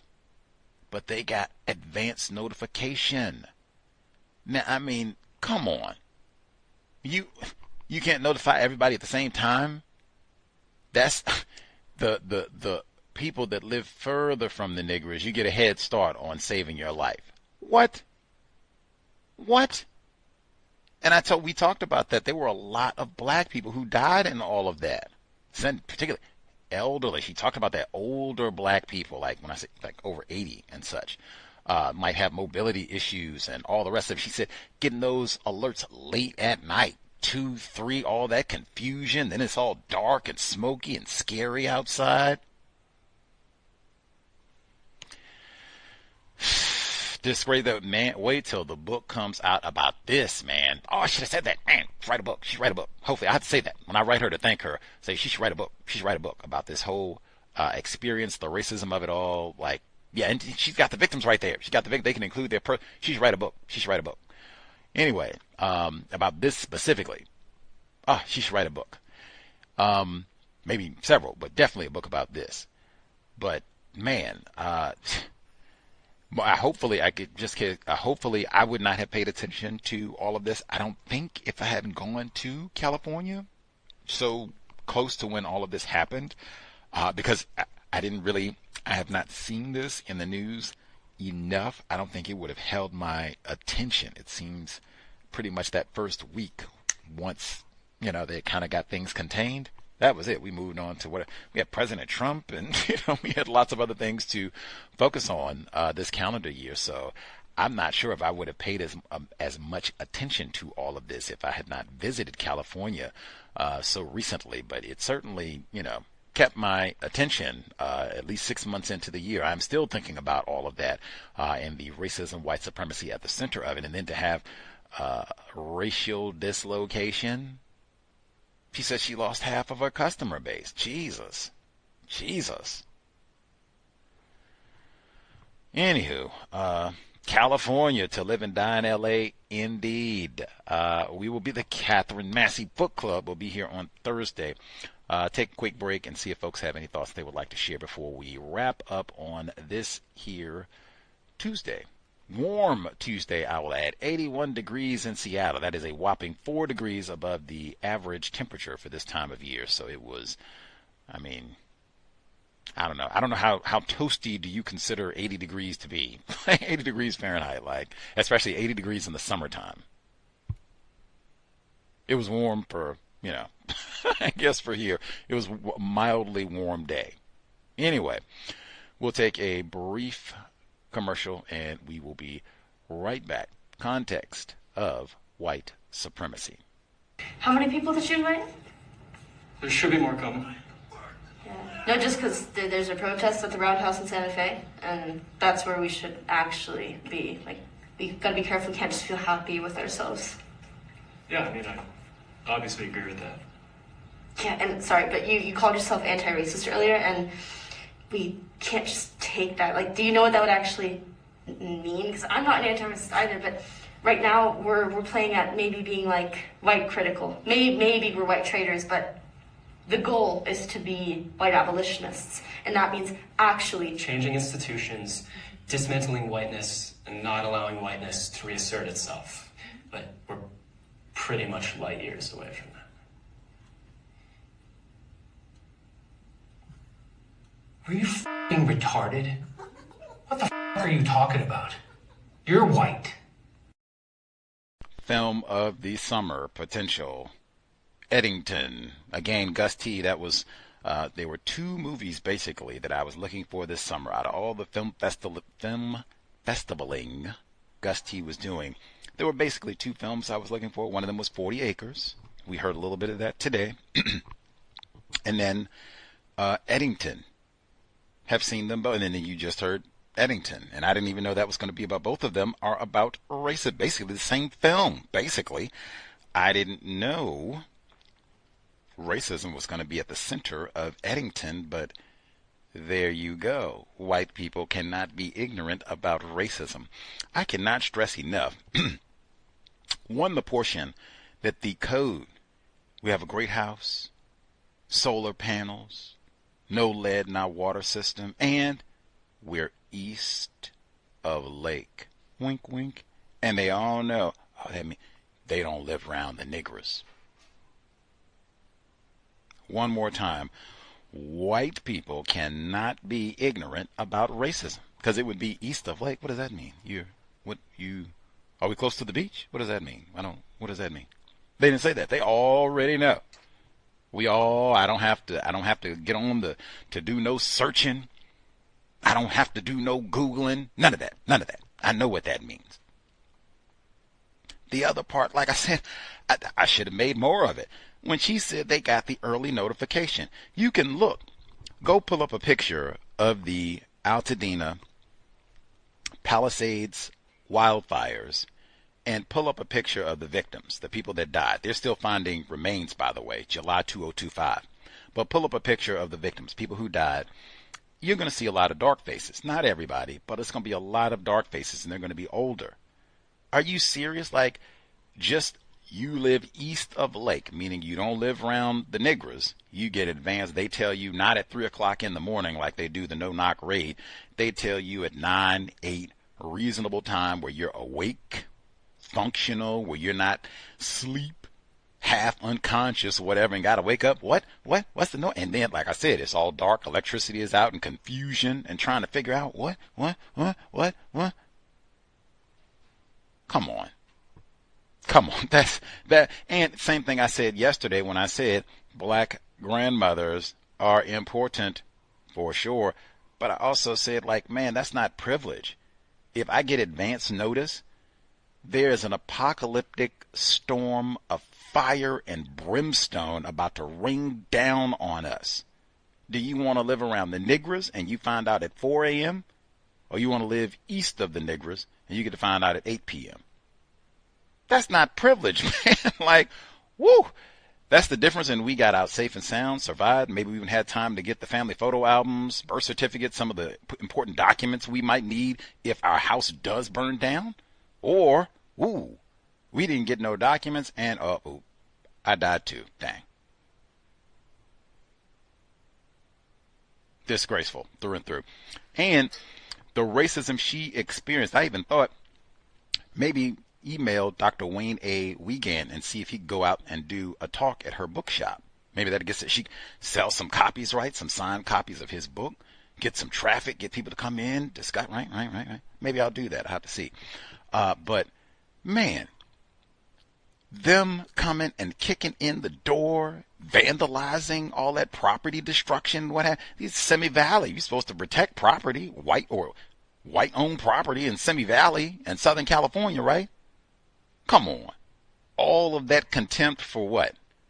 Negro bookstore. Ugh. Octavia Butler. You got Negro authors. Ugh. Writing about racism. Ugh. I gotta steal your cash register even though it's no money. Ugh. I'm mad. Why? Black people trying to read. Encourage other black people to read. Ugh. That's disgraceful. And even you can sit and think the long track record of white people deliberately excluding black people from public libraries and bookstores and schools and you name it. Hey, we'll kill you if you even try to read, much less come in our bookstore. Think of one time Leroy said, I'm going to come and burn down your bookstore, Whitey. I'm going to come and burn down your library, Whitey. Come on. Anyway, let's see. Octavius in New York, did you have any thoughts? What we heard from entrepreneur, granddaughter of Dolores Jackson, Miss Nikki Ha, Octavius in New York. Any thoughts to share? Or any of the other folks, star 61, any other thoughts to share before we wrap up? Yes, definitely think that was a great show. Yesterday was a good show as well. I wasn't on for that one, but I listened to it earlier today with Dr. Flowers. But I do think it's important to have like entrepreneur, somebody that owns a bookstore and just talking about how important it is to read from a real nuanced position.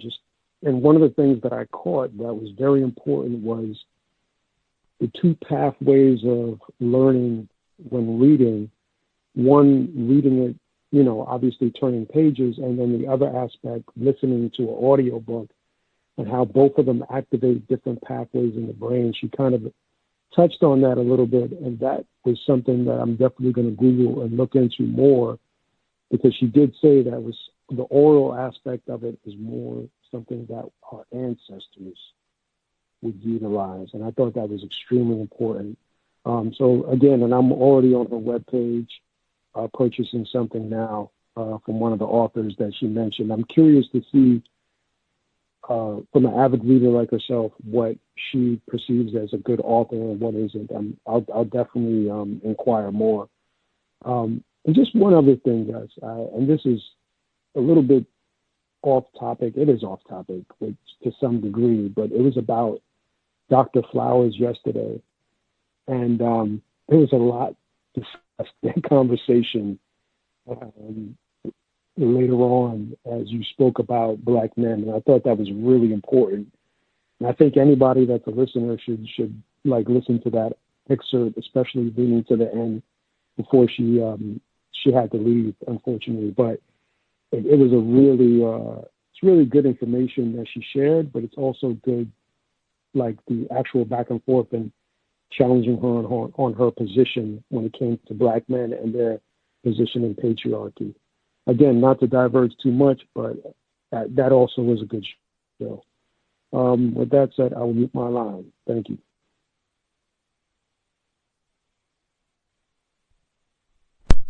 I reckon we can tolerate a plug for yesterday's broadcast with Dr. Angeline Spalding Flowers, black female victim of white supremacy. Lots of great info. She's been a guest on the program. That yesterday was her third visit, so she's hung out with us a number of times, and yes, we did have an exchange towards the end of the broadcast about alleged blackmail participation in male supremacy and patriarchy and all the rest of it. Like I said yesterday, hopefully it was a professional, courteous exchange, because I do have lots of regard for Dr. Flowers' scholarship, and she has, that's not the only book that she's written, so lots from what she wrote in the current book, previous book, the conversation from yesterday. In fact, Adriana Banks, the young lady that she talked about just yesterday, black female mom who was brain dead, but they kept her alive in the great state of Georgia. They just had an update about that case today on Atlanta Public Radio. I shared it before we went live, where they were still talking about was that a correct thing to do, and the horror that the family went through and all the rest of it. But I didn't even know anything about that case until Dr. Flowers mentioned it yesterday. So, and she's a black grandmother. So, hey, nothing but the highest regard for her work. But man, Leroy as male supremacist? Leroy? Come on now.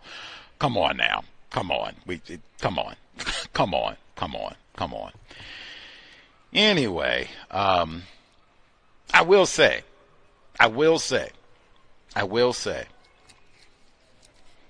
that question about her relationship with white friends. No, the question I asked was, what was her personal relationship with white women? And she said she had white women friends. Do your job, Gus T. Do your job. I posted my thoughts on non-white people with white friends. That's like deal breaker.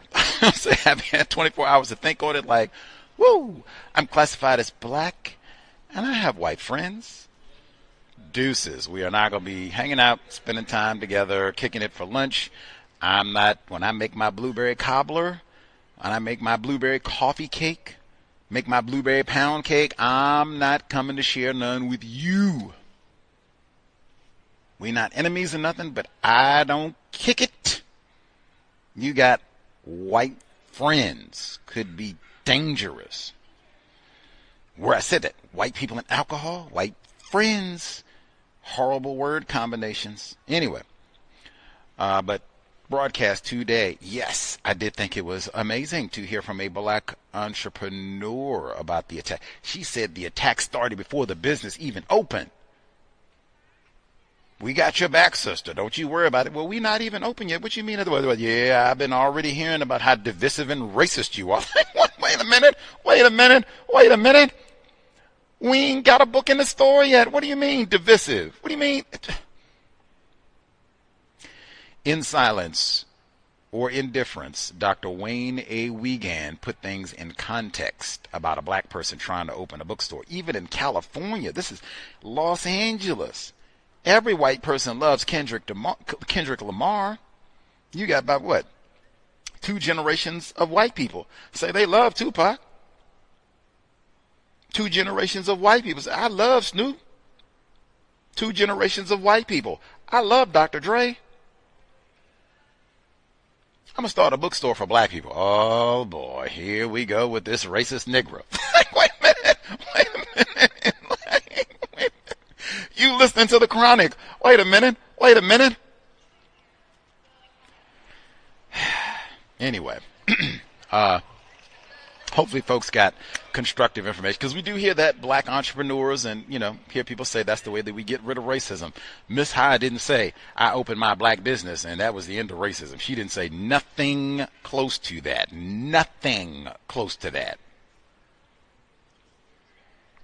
Octavia's bookshelf.com. Kudos to Octavius in New York for getting, he said he was on the website and looking to nab a few goodies and such. Bravo. Get something constructive. Let's see. Oh, I did. You know what I was thinking when she said, when I asked her about Kindred and Miss High, she said she thinks that Kevin's character, for those of you who didn't read Kindred is about, it's a sci-fi novel about a black female named Dana. She goes back in time randomly, or she goes back in time to save this white boy named Rufus, who is a racist slave owner. I think it's in the 1800s in Maryland. Shout to Freddie Gray. But she goes back whenever he's in trouble, about to kill himself or something, and she goes back to help this white boy. But she said Dana, who's in a tragic arrangement like present time. This is set in like the 1900s, late 20th century. Late 1900s. Said it correct the first time. So Dana, in modern times, has a white boyfriend named Kevin. And that's, Miss High said that she thought Kevin was being fed, that Dana was useful to him somehow. He was getting gratification from this black female somehow, some way, even beyond him having a better job than her. Fascinating. No, that part was, and that's a book that is required reading in so many schools and colleges. I told you, Sade C. Robinson read that book in school and wrote a paper about it.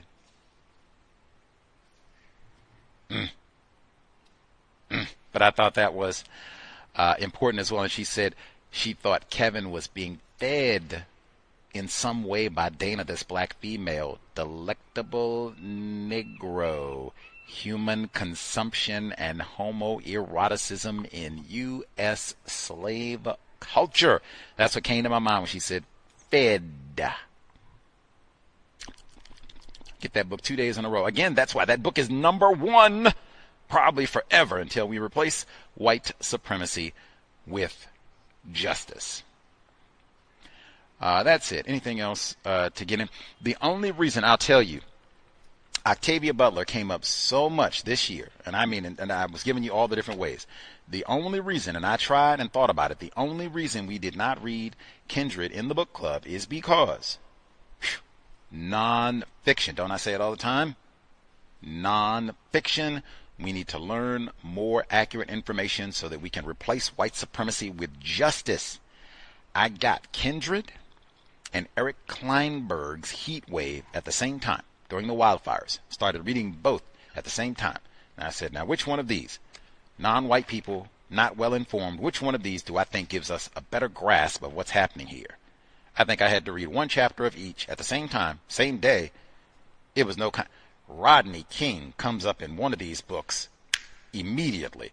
Now again, Heat Wave, Eric Kleinberg, is not about California at all. It's about the heat wave in Chicago in 1995, where 739 people died, most of them black.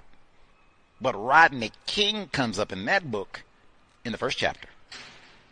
And I think Orenthal James Simpson in the first chapter. Nonfiction. Hey, I read Kindred. Nonfiction. They got nonfiction books at Octavia's bookshelf. She gave some of the titles for those as well, but nonfiction. Lauryn Hill told us, she said, fantasy is what they want. Reality is what they need. Dr. Welsing told us, she said, the job of the psychologist is to help the patient seek, process reality, truth, even when they are resistant to doing so. We emulate that here at the C.O.W.S. That said, the website, again, octaviasbookshelf.com. octaviasbookshelf.com. More reading, and writing, and then more reading.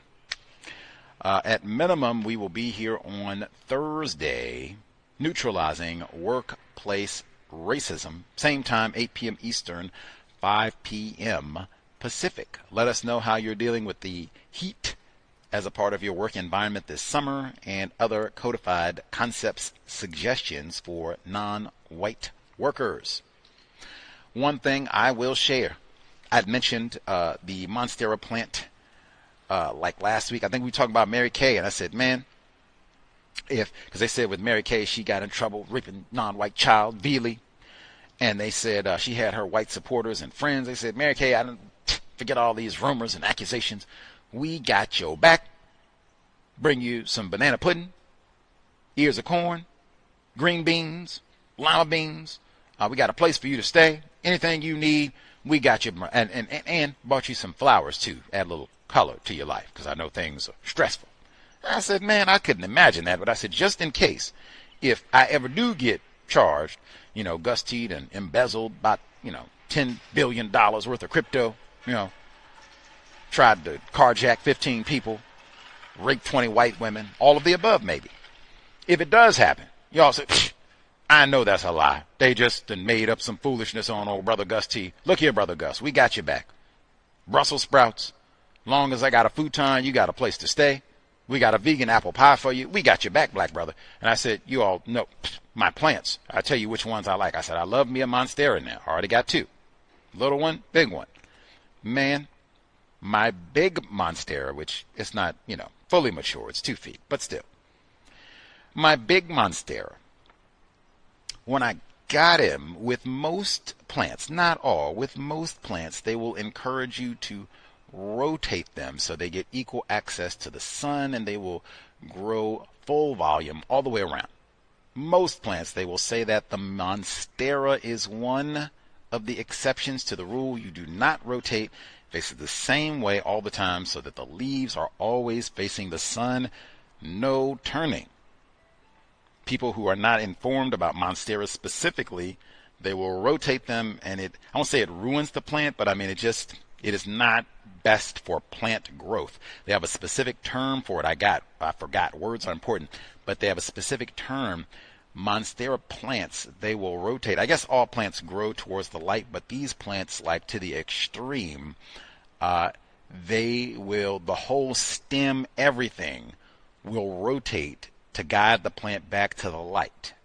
When I purchased this plant, almost as a gift to myself, when I got back from Milwaukee safely, all my fingers and toes, when I purchased this plant, it was almost perfect, but you could see it had been turned, or at least it was not kept in the same position facing the sun, because one branch of it was just facing off in a totally different direction. Most of it, like 80%, was in the correct direction, all facing same way towards the sun. One branch was quite a bit askew. So I got it, bam, placed it, same spot, facing the sun. Some of them were really bad. This is the best amongst the bunch. Placed it there. It's been sitting same spot, sun, for about a month. Now, I had been thinking I was going to repot, separate, and spin the askew branch around so it would not be, all off in an oddball direction. However, after a month, I go and look at the plant. It has auto-corrected in what I think is a relatively short amount of time, like 30 days. It has, and you can see the curve in the stalk where it's not all the way over, but it is way better than it was when I first got it. I was amazed because I guess, it just turns a little bit every day. And then before you know it, bang. But you can see the curve in the stalk, everything. Wow. And monster, you can look. Monsteras, the name implies monster. They can get very big for a house plant. If you see them in nature, they can get really, really big. But for house plants even, they can get quite sizable. They can get bigger than a person, even in the house if they're under great conditions. But, man, it is quite impressive to see them correct for an owner who has been a little reckless, inattentive in how they are positioned, and quite quickly for a plant that is somewhat robust. Like these are not like a tiny dandelion or something like that. These are kind of tree-like structures. They get pretty substantial roots to curve that whole sucker. Like, wow, very impressive. But again, so if white people accuse me one day, Gus T has been raping and pillaging throughout Seattle and all the rest of it, we got your back, brother. We know they lying on you. We got you, vegan salad, vegan blueberry coffee cake, and we know you love the Monsteras. Got you Thai Monstera and all the rare ones. Boop, hook it up. Add a little color to your life while you get through this rough patch. Said I'll make sure that folks know, so that I'll be all good. I'll have more Monsteras than I'll know what to do with en route to replacing white supremacy with justice. That's it. OctaviasBookshelf.com. You can do a little gardening, do a little reading. You can read next to your plants. They don't make any noise, so they won't disrupt your reading comprehension. In fact, you could listen to an audiobook next to your plants. Again, won't disrupt from your comprehension and literary enjoyment. We will be here, Catherine Massey Book Club, Thursday. Maybe I'll hang out with my Monstera, 8 p.m. Eastern, or excuse me, that's not Thursday. Catherine Massey Book Club is Friday. We'll be here Thursday for Neutralizing Workplace Racism, 8 p.m. Eastern, 5 p.m. Pacific.